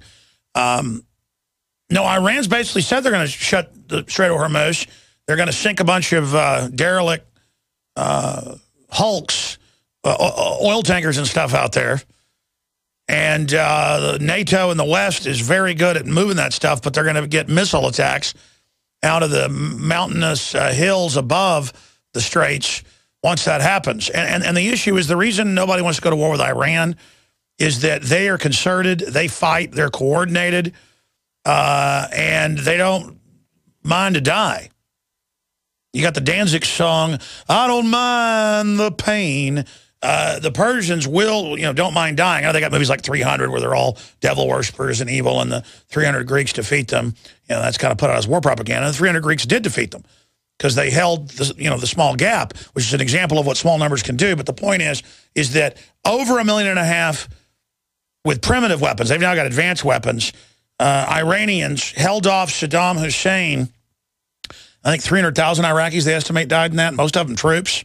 That was a big deal, folks. And Saddam did that under U.S. government orders. I mean, he was CIA trained. He was a CIA officer, not an asset. And that's all been declassified, by the way. It's just no one seems to know that. He ran the coup d'etat. They put him in power in '79. He tried to run coups before that back in the late 50s, ladies and gentlemen. Saddam Hussein was like trained in the West, the whole 9 yards. That's why he wanted porno movie theaters and Playboy and rock and roll on the radio. He was secular. And then they make all these movies how bad he was. I mean, compared to other people over there. He represented an older policy, though, of trying to westernize things. Then they didn't want that anymore. They wanted to wreck everything. By the 80s, they got him to attack Iran. That went on for 7 years, bankrupted Iraq, and they said, you got to pay back the $40 billion now. And he said, wait, I got a deal. I don't have to pay this back. So he said, fine. So for, from like 1987 to 1990, when the Iran-Iraq war ended, he double pumped, and the Saudi Arabians got mad. Gas went down to like 75 cents a gallon, and it was all over the news. You know, OPEC angry, Europe, refineries angry, too much oil, price too low. And Saddam's like, you said I got to pay these bills back. So then they say, we've got a way for you to do it. You're right. He goes, my point is Kuwait, this all came out, by the way, with April Gillespie and the full text of the meetings. There's clips of the famous thing of, will you not get involved in inter-Arab affairs? And he looks at the camera, he goes, okay, well, I'm going to attack them if they don't pay me back. They were slant drilling into his best oil fields. And he said, fine, I will quit over pumping if Saudi Arabia and Kuwait quit stealing my oil. And he was CIA commander. He thought he had it all. And they basically told him, yeah, go ahead and take that. We'll let you. And man, when Nancy did that, it was all over, ladies and gentlemen. And that's the facts. And then to make Iraq even melt down worse, they disbanded the Iraqi military that was the only unifying force to break the country in multiple parts, which they've effectively done, but not officially, to then balkanize it. I mean, that's how this stuff works, ladies and gentlemen. It's called the Great Game, divide and conquer. And it is a massive crime. Iran wanted to be modern and had always been modern and wanted shopping malls and movie theaters under Mohammed Mossadegh. So our government took him out. They're not allowed to have skyscrapers. They're not allowed to have happy beaches because the globalists run the Wahhabist jihadis, period. We're not allowed to be free because of them.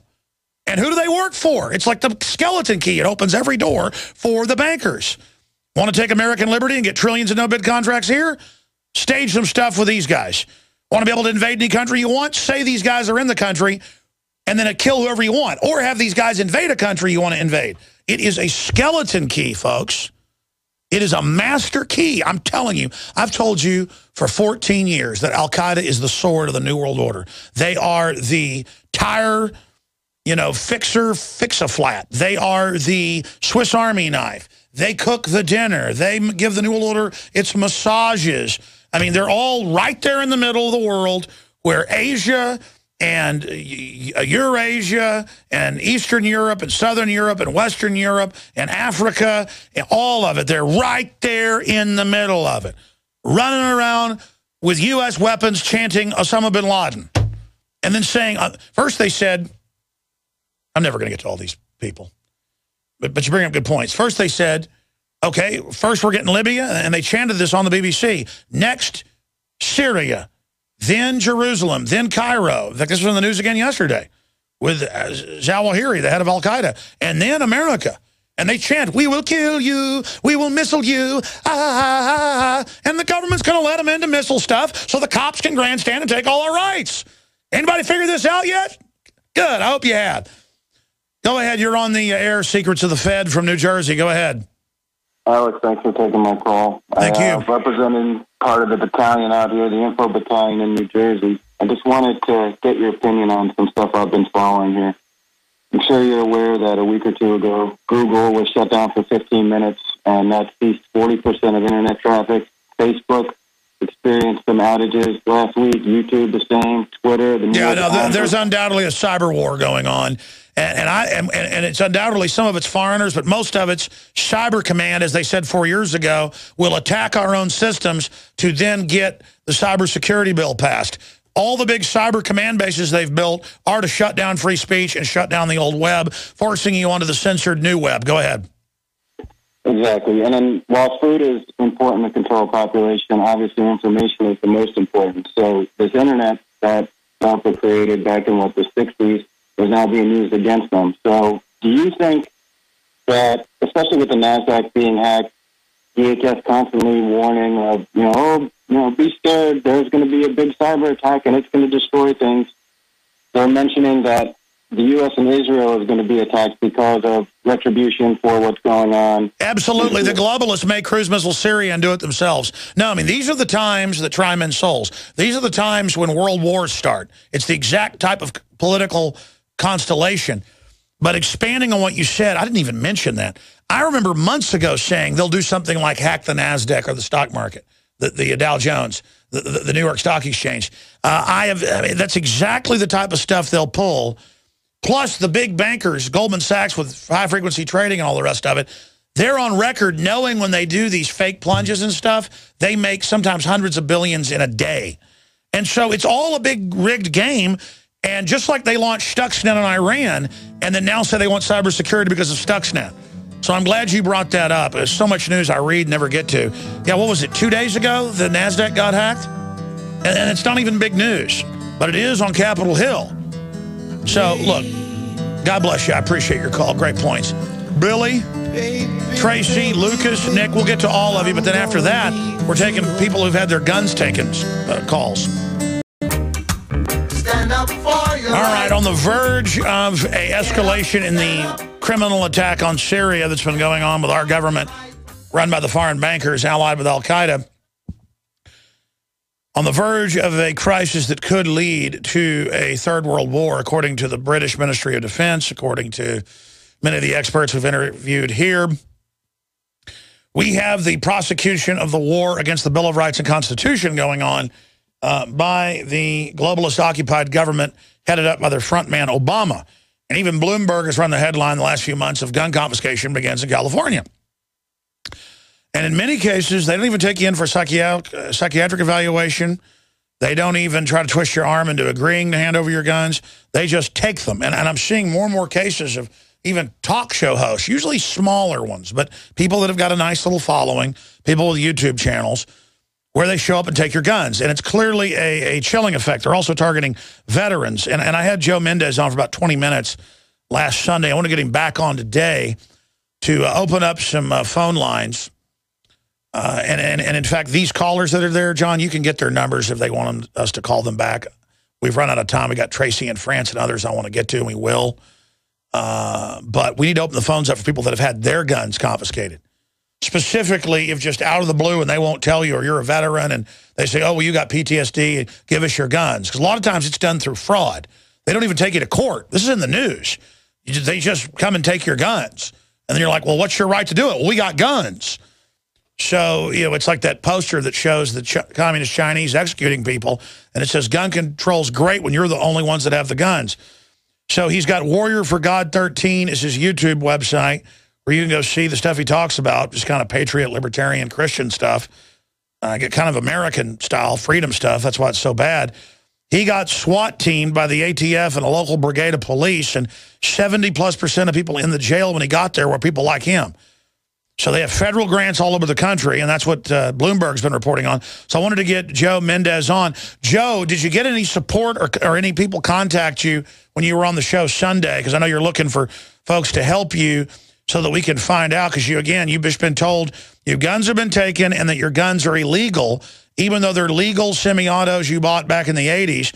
And I've read the California laws. It's just you can't buy or sell new ones in the state, but your guns are grandfathered. So this is kind of that Twilight Zone thing. What's happened since you were on 4 days ago?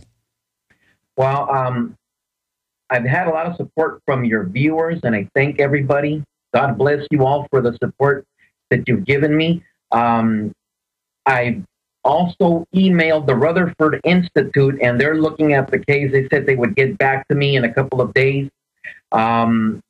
Yeah, other than that, though, I will tell you this. It is very clear to me now that the public defender's office here, which I have to work with until I can afford a real lawyer, it has no intention of defending me. Basically, they're bumping me back and forth. I'm getting conflicting reports. It is now, what is it, the 29th, and I still, to this day, I have not received my complete discovery as to why there was probable cause to issue a warrant for my guns, which I know I have the right to because the normal lawyer told me I have the right to that. Yet they have not provided for that. The public defender will not push the district attorney on that. And to this day, since they switched me to another court, I don't even know who my public defender is. I've called them 4 times. And finally, I got a call from someone who said, I don't represent you. This and this and this, and you were told to go to the wrong one. And what I feel is they're trying to confuse me. And I told them, well, what if I show up at the wrong one? He goes, yeah, there will be a bench warrant for your arrest. I said, well, you know, you're telling me that I'm not in this division where I was given the paperwork from the court to go to, that they're wrong to go to the other one. And if I go to the other one, you know, and I don't show up to this one, I'm going to be arrested and put back into custody. He goes, I don't know what to tell you, but I'm not your public defender. They'll let you know. And then he goes, you're in no hurry, right? And I said, yeah, I want to know if there has been probable cause enough. And if not, which I already know there hasn't, and they're just stalling. I feel the state is just stalling to railroad me. Well, sure. I mean, this is a communist and authoritarian tactic, an imperial tactic that empires would use.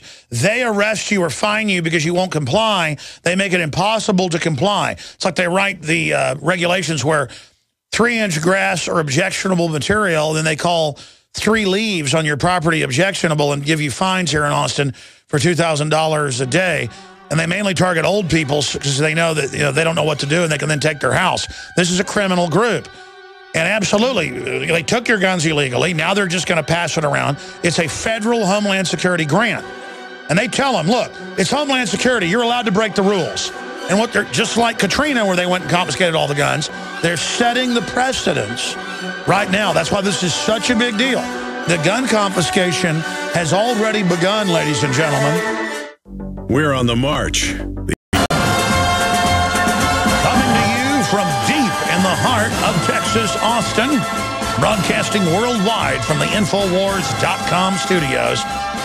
I'm just a patriot, a freedom lover, who sees total criminal government swarming us, bum-rushing us on every single front with an organized criminal plan for a corporate above-the-law world government known, in their own words, as a New World Order, a technocratic dictatorship. And I don't like it. I want to stand against it. Now, I've cleaned the phones out. And I appreciate listeners letting us do that for folks that we're already holding, because now we have to shift gears into, have you had your guns confiscated? Or are you the family member of a veteran who's had their guns confiscated wrongfully?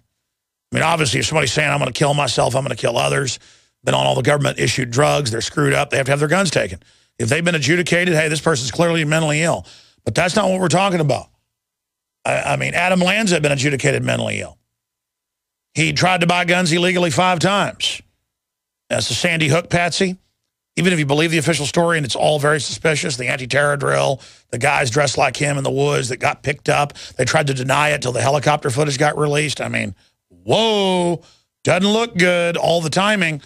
The point is, I mean, if they'll fund al-Qaeda to kill tens of thousands, 200,000 Christians mainly in Syria, what will they do? Oh, they wouldn't do that here, though. The point is that we're all in grave danger with this situation, and they talk a good game of, oh, for your safety, but we know the proliferation of guns has made, depending on the federal statistic, 49 to 61% drop in gun crime in the United States from 1992 to 2011. That's the latest numbers we have.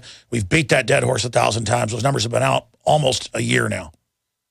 Almost a year. They came out in January of this year, so 9 months. And I do not want you knowing about that. We're going to go back to our guest here in just a moment. Don't forget, in these insane times, now more than ever, I personally have storable food. eFoods Direct is a great company. There's a lot of great companies out there, but eFoods has really good prices and high quality, and it's where I get my storable foods. efoodsdirect.com/Alex or 800-409-5633, 800-409-5633, and that's where I've gotten my storable foods, and they've got a really good special going right now, free shipping on several other specials. Order 2 for 1 yourself and for a loved one, so that's good, and get free shipping. 800-409-5633, 800-409-5633, efoodsdirect.com/Alex. And also getting prepared with all the craziness in the world. The best gravity-fed filters out there that I personally use after doing the research for 2 years, because I just couldn't find other good companies, really, from my perspective and my view out there, my opinion on that. But you can see the side-by-side comparisons at InfoWarsStore.com between the ProPure and its Pro One systems and some of its other filter systems side-by-side with the leading competitors. And it's just hands down what we use in the RV on the road, what we use at home. EFoodsDirect.com for your storable foods, but InfoWarsStore.com, InfoWarsStore.com for 10% off the already lowest price on Pro One and ProPure systems at InfoWarsStore.com. And you're getting a great product at a great price and funding our hardcore news division that has taken the globalist on head on. Now, I get these gun confiscation calls all the time, like Brandon Robb, and it becomes a national story with that Marine. Now they said, we're not going to let you out of here until you agree you're mentally ill and all that. We got him the Rutherford Institute to help him. We've contacted the Rutherford Institute to try to help Mr. Mendez. But there's other good groups out there as well.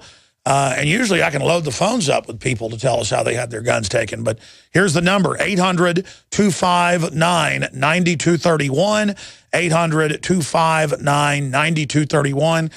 And you can also call in and tell us what you think Mr. Mendez should do. I mean, I know legally what I would probably do. I mean, there's a lot of other legal proceedings you can engage in when they've wrongfully done this. But it generally is particular to the state itself. So I should probably get lawyers on myself to break all this down that aggressively fight against this type of thing. But imagine they take your guns and they won't say why they came with a warrant, how they knew about the guns from the 1980s, that, again, I've looked at the type of guns they were. Those are legal in California. So will everybody have their semi-autos taken in California? Joe Mendez, this happened to a while back ago now, and they won't let him know, joins us. And again, the toll-free number to give us your take on this is 800-259-9231. So, Joe, you talked about the runaround you're getting. Tell us more about the raid, for those that just joined us, how they briefly called you outside with the state police about a hit and run with your car. You or your wife hadn't left. You're like, that doesn't make sense. He calls on the radio, okay, I've got Joe Mendez here, and then they stick M16s in your face. Okay for them to have guns.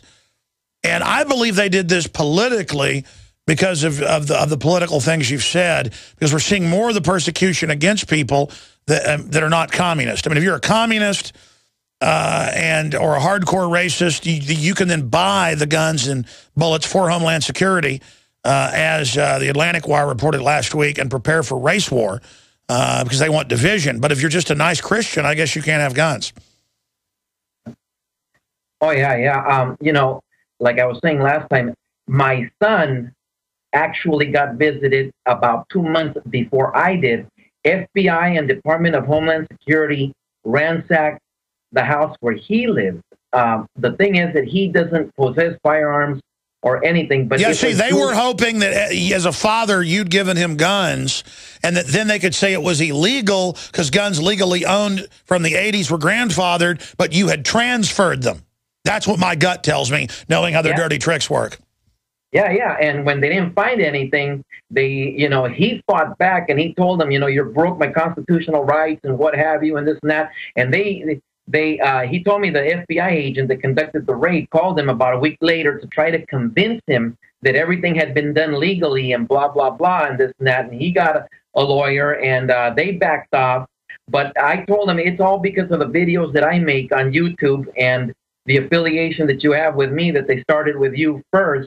Then what we noticed is that there was a lot of activity here at the complex from weird, strange things. They sent a car about a month and a half before to videotape the whole parking lot. It was an unmarked car with a G marking on the plate, which we know that that's a government-issued car. It drove through the parking lot, parked in a spot for a couple of seconds, backed out, drove back out. It had 4 cameras pointing in every direction. At which point I told the people here, there's going to be a raid of some kind because they just mapped out all of the entrances, exits, and what have you. Why there's going to be a raid, I don't know. We get a lot of tenants that go in and out, like I said. Months before, there was a man cooking meth in one of the apartments here, and when we called the police department, they came out. The police must have come out like 45 times and never did nothing to this guy who was cooking meth and selling out of his apartment. And at one point, well, they might have raided you because you're cutting in on their meth deal. I mean, but this guy's probably too small time. I mean, the government runs most of the drugs. Of course. And the cop said, he goes, even if he had everything on the living room table and he was fabricating it, he said we couldn't do anything to him because there's no money in the budget to prosecute for drug offenses. And the day that we were going to court, we were listening on a radio show where Congress is going to go up for vote to go easier on drug offenders and drug sellers. There's no room apparently for them. They want to get all the gun owners. Well, no. That's what happens is that they first build the prisons and prime them with the nonviolent drug offenders or the violent drug offenders, and then they put the patriots in them. In fact, in Rex 84, that's actually what they talked about was we'll build the FEMA camps and put illegals in them as the excuse to have them, but really it's for the American people. And Michael Hastings, the journalist, was looking into the Endgame, which is the illegal alien roundup plan. It's really Rex 84. 2012 was the last year of that official program. But it came out, that's really the cover for the mass roundup plan for citizens. So they build the infrastructure for the illegals, but it's really for political dissidents in the final equation. Go ahead, sir. Yeah, and well, you know, that day they send in a phony CHP car, and we got it all on the surveillance cameras. The guy gets off, goes around our car, looks at the VIN, and then walks to the office. My wife is the manager here, and he tells her, your car was involved in a hit and run last night, and we know it's not you guys. We need a statement from everybody who normally rides in the car, which I found very strange. So he gave you a fake criminal report. It's all part of lying to the enemy. That's us. Yes. And he told her that apparently a black man was reported driving our car and being in an accident in it and what have you. And I said, man, the car never left last night. How could that be? And my wife said, he won't leave until you come down and give him a statement. And now you've lost your job thanks to this. I think that's going to be part of the lawsuit, civil lawsuit, is that the damages you've gone through under this false arrest and false imprisonment. I mean, it's just amazing. Please continue. Yeah, so I proceed to get into the office, and he shakes my hand, and he says, how you doing? He's like, I'm just going to take a statement from you. It's routine. There was some trouble with your car last night. Black man was reported to be driving your car. But you're not a black man, right? So you got nothing to worry about. He says, what is your name? And I told him, my name's Joe Mendez. And he said, okay. And he calls into his radio, and he says, I have a Joe Mendez. As soon as he said that, the door to the office right behind me opened up. Three additional agents came in. One of them immediately grabbed my hands and started putting handcuffs on me. And like I said, 2 M16 machine guns came within 5 inches from my face on each side, and they were yelling at me, don't move, you better not move. Listen, let me ask you this question. And again, folks, this is how they're rolling out right now to take the guns all over the country. And it's happening, and I've seen it. I see it all the time. It's usually a vet will be cleaning guns, usually an old man, Illinois, Wisconsin, Texas. You see it all the time. And they'll clean a gun or put it in their trunk to go shooting. The neighbor calls, and the cops, because the neighbor saw a gun that's legal, go ahead and take them all and say, well, it's an arsenal. He had 5 guns and 1,000 rounds of ammo. Well, an arsenal's not illegal, but that's not even an arsenal. And then it's like, well, your guns are gone. And there's no law. And I see this stuff like every week now, and they're not getting in trouble. And then I talked to you about the type of guns you had. I looked it up. I've had experts on about it. I mean, the guns you had are totally legal, if not purchased. Alex, they sell those guns at gun shows still here in California. That's why I told the cop, I said, you guys, they're selling this exact same rifle here. They just put the bullet button on the magazine clip or something, but it's got a pistol grip. It's got I know, but I've read the state law on what happened to you, because I looked in this before you came on last Sunday. The point is the gun you've got, if bought before the ban, is legal. Yes. And so my point is it just shows they're targeting law-abiding people with no criminal record like yourself. Now, I want to go to phone calls to get people's take on all this. But, ladies and gentlemen, this is happening everywhere. You have to understand we've got to get aggressive politically. Congressional investigations, you name it. The ATF's got to be defunded. It is such a criminal group. And they're the old revenuers that would go around killing people if they didn't pay them money on their moonshine. That's what they come out of. They've always been total criminals. And I'm not saying every person that works at the ATF is a criminal, but it is the most criminal agency in U.S. history. It's famous. They were recently discovered dealing with the cartel south of the border, dealing arms to the cartel south of the border. Well, certainly, sir. It came out in federal court. That was in exchange for cocaine. They are an importation agency. They're bigger than Los Zetas. That's why they're so criminal. Exactly. You cannot stress what a murdering group of criminals they are. They bombed Oklahoma City, but they were involved in that. They did Waco. I mean, they are a murder crew. They use them for hits as well. And you're just lucky they didn't kill you. But I don't know about these particular goons, but boy, I tell you, they might not be criminals, but they're doing things that are unconstitutional, which is criminal in its own right, in my view. But the agency itself has a criminal history. Now, I want to go to some phone calls here. Jeff in Pennsylvania, have you been the victim of gun confiscation, or what's your take? And then Rob has legal advice he wants to give, or his view on that. Go ahead, Jeff. Yes, I have, Alex. Long-time listener, first-time caller. Love what you're doing. About 3 years ago, I woke up in the middle of the night to what I thought was someone kicking down my door. So I grabbed a Romanian Wasser 10, commonly known as the AK-47. I stand at the top of my steps. All of a sudden, the window breaks, something bounces on the ground, and everything turns white, and my ears are ringing. Turns out the police were kicking down my door. Didn't yell police, anything like that. They arrest me, confiscate my firearms. It turns out I was coming home from the firing range, and one of my neighbors called the Philadelphia police, saying that they saw me with a firearm. See, exactly what I just, sir, exactly what I just said. And Jeff, we didn't screen your call, did we? No, sir. See, this is happening everywhere. And a lot of times they'll kill the vet, too. When they go to the house and kick down the door, they'll grab a gun. Boom, the guy's all high-five. We killed another vet. I mean, it's like a victory against us. They know how to set us up. Continue. I hadn't dropped my firearm when they had flashbanged me.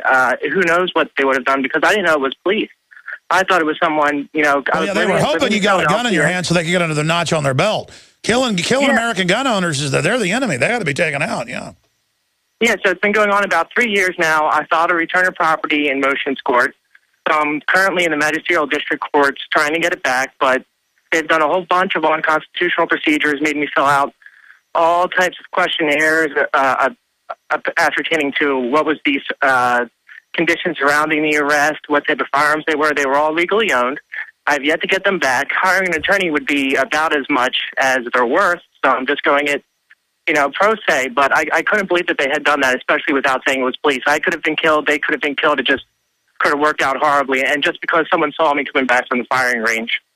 Yeah, well, that's the normal thing, is that even rural areas, I saw an article a few years ago where in the edge of the countryside, you know, the city had grown into the area, but the old farmer came back and was butchering a deer season. It was legal and lawful. He had his tags, and the police came and said, well, your neighbors saw it, that's abusive for them to see a dead deer, and arrested him. Because, I mean, I'm telling you, folks, they hate good people. Not all of them, but more and more. So did you ever get your guns back? It's been about 3 years now. I have a hearing on the 30th, finally, with the judge. I had to jump through a bunch of hoops with the ADA. But I finally have my final hearing in the Criminal Justice Center in Philadelphia after I was in lockup for about a week. Hold on, I want to hear this. Stay there. Making to everybody out there. In fact, CJ, get on the microphone briefly. Everyone I know who's smart living in the city, if you're going to go to the shooting range or go deer hunting or duck hunting, you put your guns in a case your neighbors can't tell, and you sneak out at night. Now, that's why I love the open carry people, is they are countering the anti-gun people. Going, look, my gun's legal. And the media hates that because then it shows these guns aren't illegal. But let me tell you, they kill a lot of people because your neighbor sees you putting a deer rifle in your car.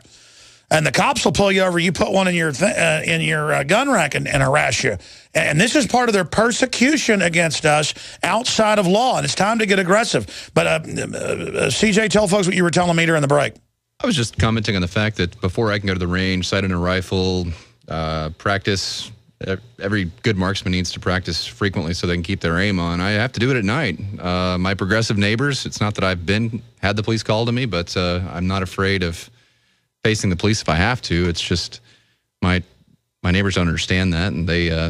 Well, take Chris. I mean, he's had friends since college, and they found out he works here, and they said, I am evil, and I'm basically the devil. I mean, it's just like, we are the bad people. We have to get used to that. Right. We are the enemy. We are the terrorists. George Washington is bad, and they actually believe it. I'm telling you, if you've got commie neighbors, they call themselves progressives, if your kid has their hair sticking up, they'll call the CPS on you. I mean, these people are just the filth of the planet. Anything else, evil American? I did have a friend who was a foreign exchange student from Australia that freaked out the first time he saw a gun rack in a pickup with a rifle in it in Texas. I know. It's just incredible. We haven't gotten to McAdoo's report. I'm going to do overdrive to play it and take more calls. Some stations don't carry it, but I go into the fourth hour, Infowars.com/show. you want to find the podcast, the audio feeds, the live free video feed, if you want to be able to see that report when it's coming up. But in this segment, the next, we're going to keep taking calls for Joe Mendez. But finishing up, Jeff and PA, then we'll go to Rob and others. Jeff, you say that it's been 3 years and you finally get to speak to a Lord and King, a judge, to get your guns that they took because a neighbor saw one and got scared. Yes, sir, that's correct. Originally, when I was arrested, the Philadelphia police did not know that it was legal to own a semi-automatic AK-47. So I stayed in the local jail for about 3 weeks. I was visited by the ATF about 4 different times. So first I had to go through the ATF hurdles. After I jumped over them, I went with the local LETA, her hurdles. They originally set my bail at $150,000, 10% of which would have been $15,000. It took me about 3.5 weeks to finally get that lowered to $15,000, where I could post 10% of that at $1,500. And after all this, about 3 years later, September 30th, I finally have a hearing now where I can present my case. I have case law, I've done extensive research, and hopefully, I'm praying, but Philadelphia is buried. They're all in it together, the judge, the DAs, the police. Well, listen, I know personally people that have had their children taken for not vaccinating, and there is no law. You have to understand the lawless, we're in an authoritarian country. Unbelievable. God bless you, Jeff. Joe Mendez, I mean, this is another victim, and now the phones are loaded up with people. We'll have to keep you in the next hour if you can do it, that have been through the same hell.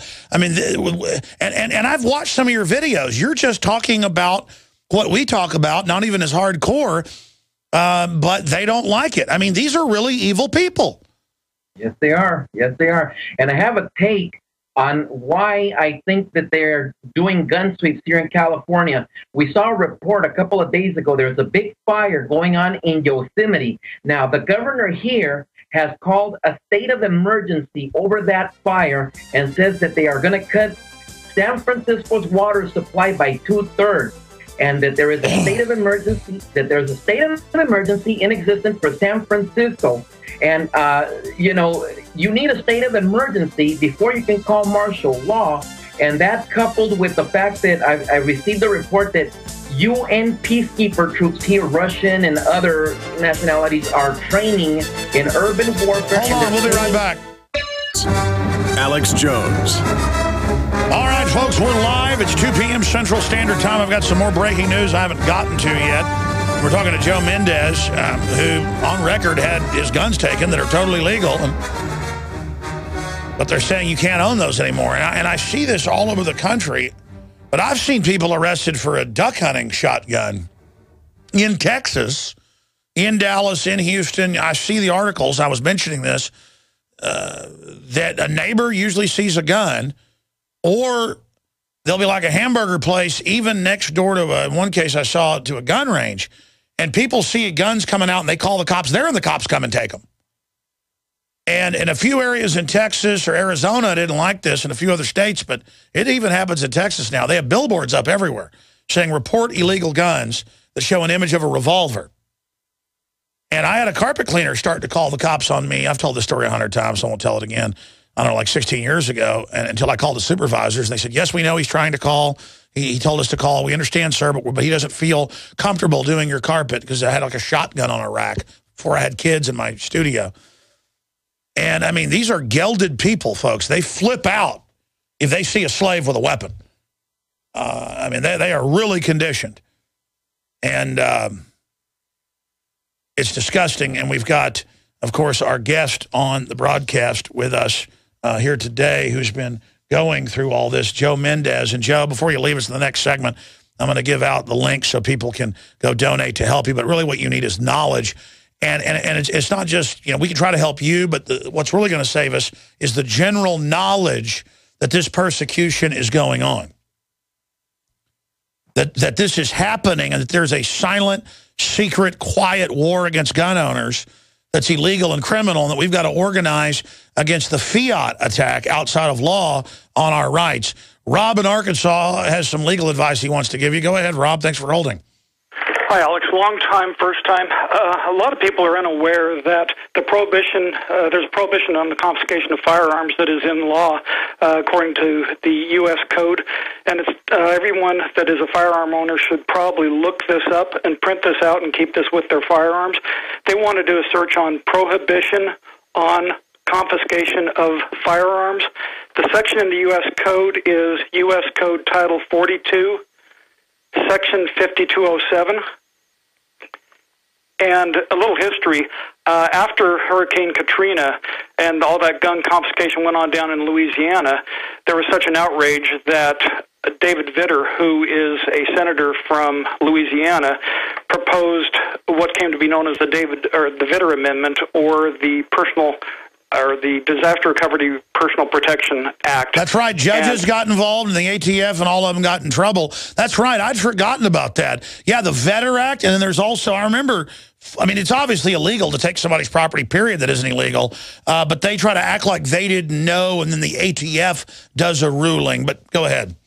Right. The thing is that this was overwhelmingly approved by Senate by a vote of 86-14, and this was actually signed into law by President Bush in 2006. That's right. The Vitter Act. I had totally forgotten. Guys, pull up the Vitter Act. I mean, it's just so much knowledge with our listeners. Man, Rob, we ought to have you on as a guest, or get Larry Pratt on the Nightly News or on the show tomorrow about this secret persecution. Go ahead, caller. What I was going to say is that my question to you is, considering the fact that President Bush was just a front man for the globalists, and considering the fact that most of our congressmen are bought and paid for by globalists, why do you think that, since this would be in direct opposition of what the globalists want, why would President Bush sign a prohibition on the confiscation of firearms? Why would the Senate overwhelmingly approve that? That's you know what? This is an important point. Come back, restate about the Vitter Amendment, and then I'll try to give you my answer on that. But the short answer is because the will of the people were behind it, and Bush had to at least pay lip service to it. And by signing it, you know, he was for the assault weapons ban, but he wasn't for the assault weapons ban in a... Ladies and gentlemen, I have read the civil asset forfeiture federal law and the federal court rulings. I've had lawyers on about it. It does not say police can pull you over and take your car if no drugs are found. They just expanded out to say that. And here is an article out of Natural News today, naturalnews.com. We have it up on Infowars.com. Cops nationwide stealing cash, jewelry, valuables from innocent citizens under civil forfeiture laws.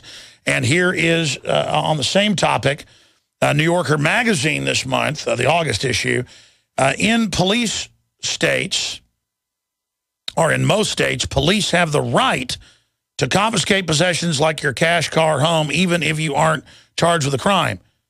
That is the law, but should it be? See, and they're so ignorant, they go, it's wrong, they think it's the law. No, it's not the law.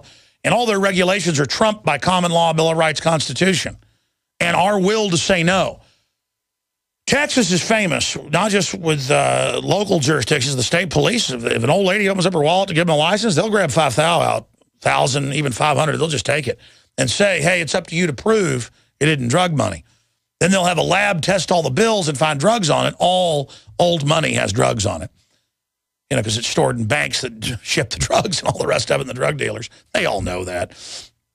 And the reason I raise this while we're taking calls is I had forgotten that the Senate passed the Vitter Amendment 84-16, and that Bush then signed it.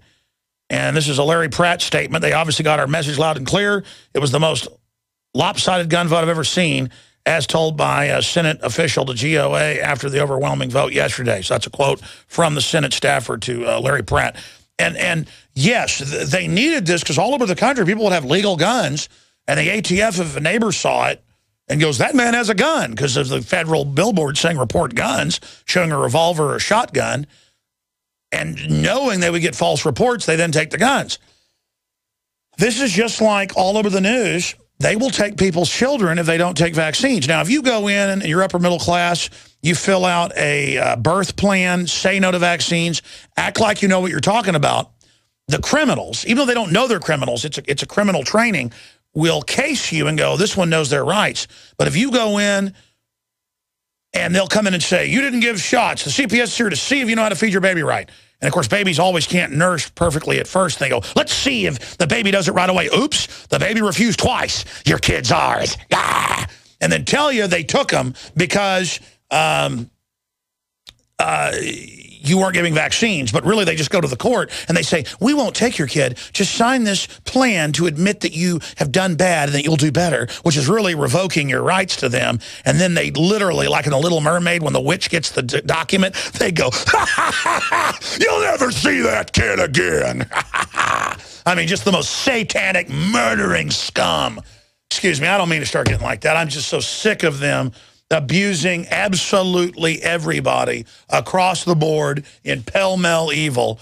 And then to have this caller call in. See, I've been there, folks. When I got called by families I was helping, little sweet families, you open the door, and the cops choking the woman saying, sign it. And then I have flashbacks that I knew I'd end up in prison and couldn't fight them. And Mike came in with the camera behind me. We caught some of it. People, a lot of you in Austin have seen that TV report. We got to dig it up and put it on the web. And I just broke down and cried for hours because I realized I'm a slave, I'm a piece of filth, I'm dominated by criminals, and they're going to take kids, and they're going to do whatever they want to them, and I'm going to let them do it because they got badges and guns, and they're God, and that's the end of it. Excuse me. They're going to take our guns, our children, our land, our money, our freedom, our future, our health, and we're going to let them do it because that's what we are. Excuse me.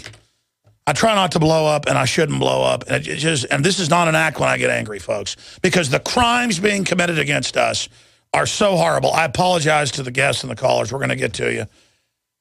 I got to settle down sometimes. Joe Mendez had his guns taken. It could happen to all of us. I take it personal what happened to him because you know it's happened to everybody else. And the people they kill in these fake raids, they just love killing people. They're cowards that get to rule us because we're worse than they are. And I just can't believe it. I'm going to shut up now. Let's go to Rob in Arkansas, who called in with great legal advice, reminding us that they had to pass another law saying you can't take guns illegally, but they don't care because they work for foreign banks. I'm sorry I'm ranting, sir. Repeat about the Vetter Amendment, and we're going to repost this. It's important to know with Mr. Mendez's case and what you would do if you were he. Well, of course, he's already had his guns confiscated, but I believe that, the U.S. Code is pretty clear that they were confiscated illegally and in violation of the U.S. Code, Title 42, Chapter 68, Subchapter V, Section 5207. So that was clearly violated. But what I plan to do for the future, I've got this printed out. I keep it with my firearms, and in the event that they ever try and do a gun confiscation, I'm planning on just nicely addressing the officers or the soldiers or whatever and say, well, I understand you're here to uphold and enforce the law. And they'll probably say, darn right I am. And then I will hand them this section from the U.S. Code and say, well, this is what the law says. Please go out and leave me alone and enforce the law. And even if they still steal your guns because the feds said so, because the president's God, down the road it'll be clear in the entire report that you gave them this. Exactly. And I did send this information to showtips at Infowars.com. But seriously, if you own a firearm, you need to look this up, do a search on prohibition on confiscation of firearms. Oh, yeah. Print this out and keep it with your guns. And take a look at this, Alex. You really need to read this. It's really important stuff. No. I remember it. It's like all the time now. I've got so much going on that like things I knew about, I'm like, oh, yeah. It's like you totally forget. Plus, I knew it was already in law that they can't do this in the code, but they passed more laws being very specific because they're aware of what the ATF is doing, where they just announce, well, there's a wildfire nearby. We're taking all the guns. Mr. Mendez, the victim we have here showcasing, I appreciate your call, Rob. We're going to go to more calls here in a moment, but what do you think of what that gentleman just said? Well, I was going to say the problem with that was that it's a good thing and everything, but I didn't get a chance to present anything. They just machine gunned my face, handcuffed me, and they wouldn't even, to this day, they won't tell me why I actually was arrested. And they took me for interrogation, and they wouldn't, so I wouldn't even have had a chance to give them that document because I really feel like you said, Alex, they wanted to kill me. The guys with the machine guns were shaking in their shoes, itching to pull that trigger. They wanted to kill me. Well, they do. They kill a lot of people, though. They like it. I'm telling you, I've talked to people that know some of these gun confiscation crews.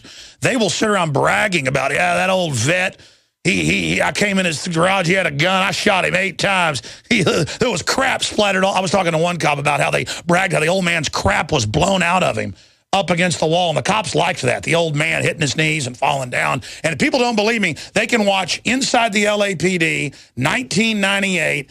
I played this on the show. They go to a dead vet's house who had a heart attack, make fun of his dead body, say he's NRA scum, and say, I'm keeping these guns for myself. I mean, I'm telling you, folks, we are in trouble. Unbelievable. Now, another thing that I tried to talk to them about, my guns are pre-banned, and what the agent told me is, it doesn't matter. California has its own constitution on guns. Yeah, and see, I knew that, so I checked state laws, and it's not true either. And I know, they look, they want to ban semi-auto 22s.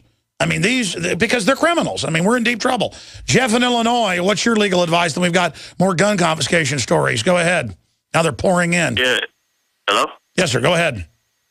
Well, just to first put it out there, I'm not a lawyer or anything, but I've dealt with the court systems a lot throughout my life and whatnot. And more or less, I was just going to let Mr. Mendez know. Like, first off, keep your head up. Don't give up. Don't quit the fight at all. Because so far, I've always learned the courts will do anything and everything they possibly can to drag out a case, to make it as long as possible, threaten you, everything, just in hopes that you actually give up and just go with what they want you to do. So pretty much, like, the best thing you can do, especially when you're dealing with a public pretender, I refuse to call them defenders, because they're pretenders. Learn as much as you can about the law. That's why I like your last caller who actually had codes for it. Look up as much as you possibly can and make your public pretender work for you.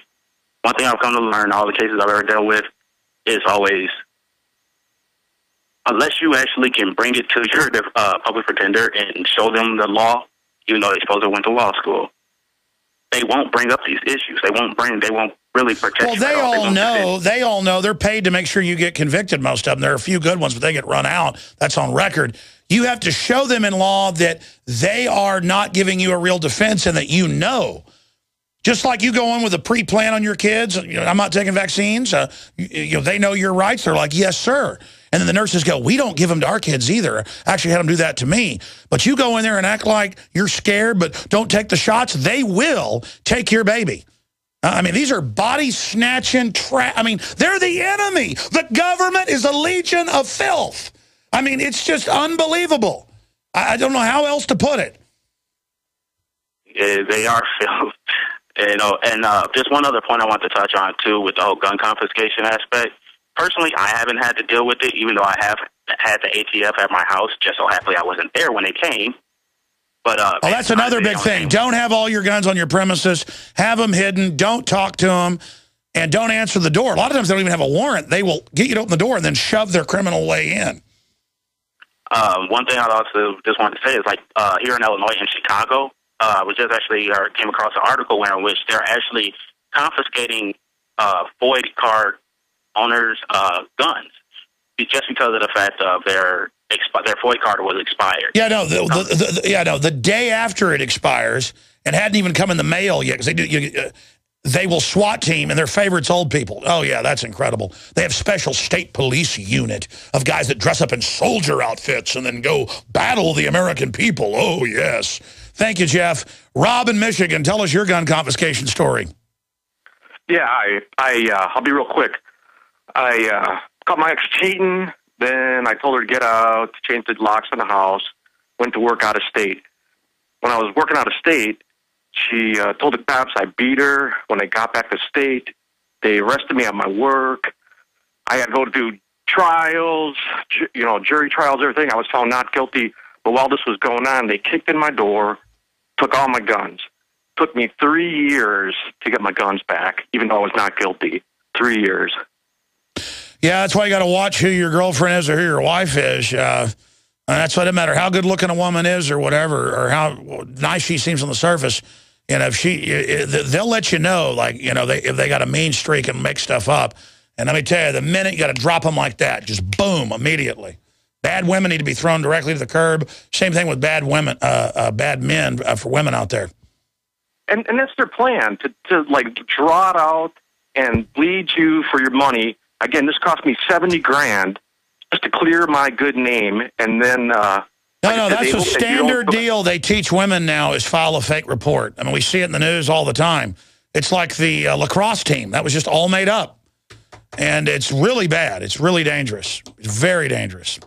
Yeah, so that... In fact, I had multiple girlfriends who would get mad if I told them I was leaving or breaking up with them. Who would punch me, scratch me, hit me, and then grab the phone and go, I'm going to call the police if you leave. And I'd be like, call them then and leave. But, I mean, is that, like, common? I hear that's common. Well, I mean, it's like, man, honey, we're done. Sorry, go ahead. Yeah, and this isn't just happened to me because I travel when I work. I've been on the road a long time, and I know so many men now where the divorce starts and they just get a restraining order and take your guns without even saying you did anything to them. Yeah, and then most people don't have the money to fight back. So again, I did it to clear my name, but they figure you won't spend $70,000 to get $10,000 worth of guns. Absolutely. Hold on a minute. Let's bring up Joe Mendez. I can hear he was saying something. Go ahead, sir. Yeah, that is so true. A lot of the things that I'm hearing right now about I'm married now. I have an ex, and she called the SWAT team on me. He has guns and blah blah blah. And just because she said so, they came to my house and put their machine guns in my face. This happened like 5 years ago. And they just say he has guns and I feel threatened. And some of the women won't even lie. Well, has he threatened you? No. Doesn't matter. Your guns are gone. Now, is that a free country? The 68 Gun Control Act says felons or people that make threats. Go ahead.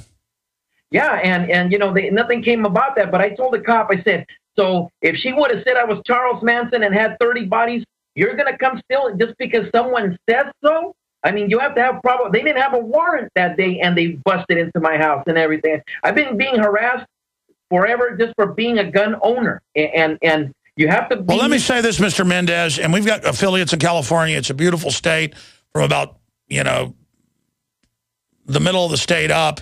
Very beautiful, nice people, but at the same time, really a spirit of evil there, especially in L.A. Why don't you get out of California? There's a mass exodus. Hollywood's leaving. Everybody's leaving. Or at least they're running to the north.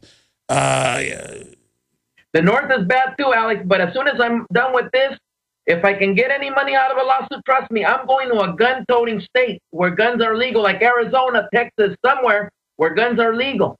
Absolutely, because listen, the authoritarian scum fascist that call themselves the left. They're not the left. They're the opposite of the left. How dare them say that they're like a liberal, like Thomas Jefferson. I mean, it's absolute imposter stuff. They brag that, well, we've destroyed California, and they say, we're colonizing Texas, and we're going to make it a blue state. Not that I'm a big Republican. They're just the lesser of two evils when it comes to guns. The point is they're here saying we've now literally crapped all over California and ruined many areas of that state, and now we're coming here to ruin your area, and we're going to take your guns. And they come up to my wife in Whole Foods and say, you shouldn't have 3 kids. Wow. I mean, man, it's like cult members. Rob, anything else? No, that's it. Like I said, just keep fighting and don't let them drain you. That's the whole thing. And again, after this, I filed a suit against them and found out that the government was after this criminal police district in Michigan. I don't want to name who it is, but I think everybody can find out who it is. But it looks like this has been going on for years. Oh, no. I mean, listen, I'm a news guy, so I scan the news. Every day I read about the neighbor saw a gun, or the carpet cleaner saw a gun, or the plumber saw a gun, or I've had 2 of my writers have been SWAT teamed. JT Coat, one other that doesn't want to be on record, in the last couple years when they had realtors looking at their house. And these weirdo space alien women, as women in both cases, come in and see a gun case, and they go, well, we've got to go. And like 2 hours later, a SWAT team hits you. We're under total persecution. You have legal guns in a gun case, and here come SWAT teams. I mean, and look, you've seen Mark Dice's videos, you've seen our videos. We're going to keep doing them.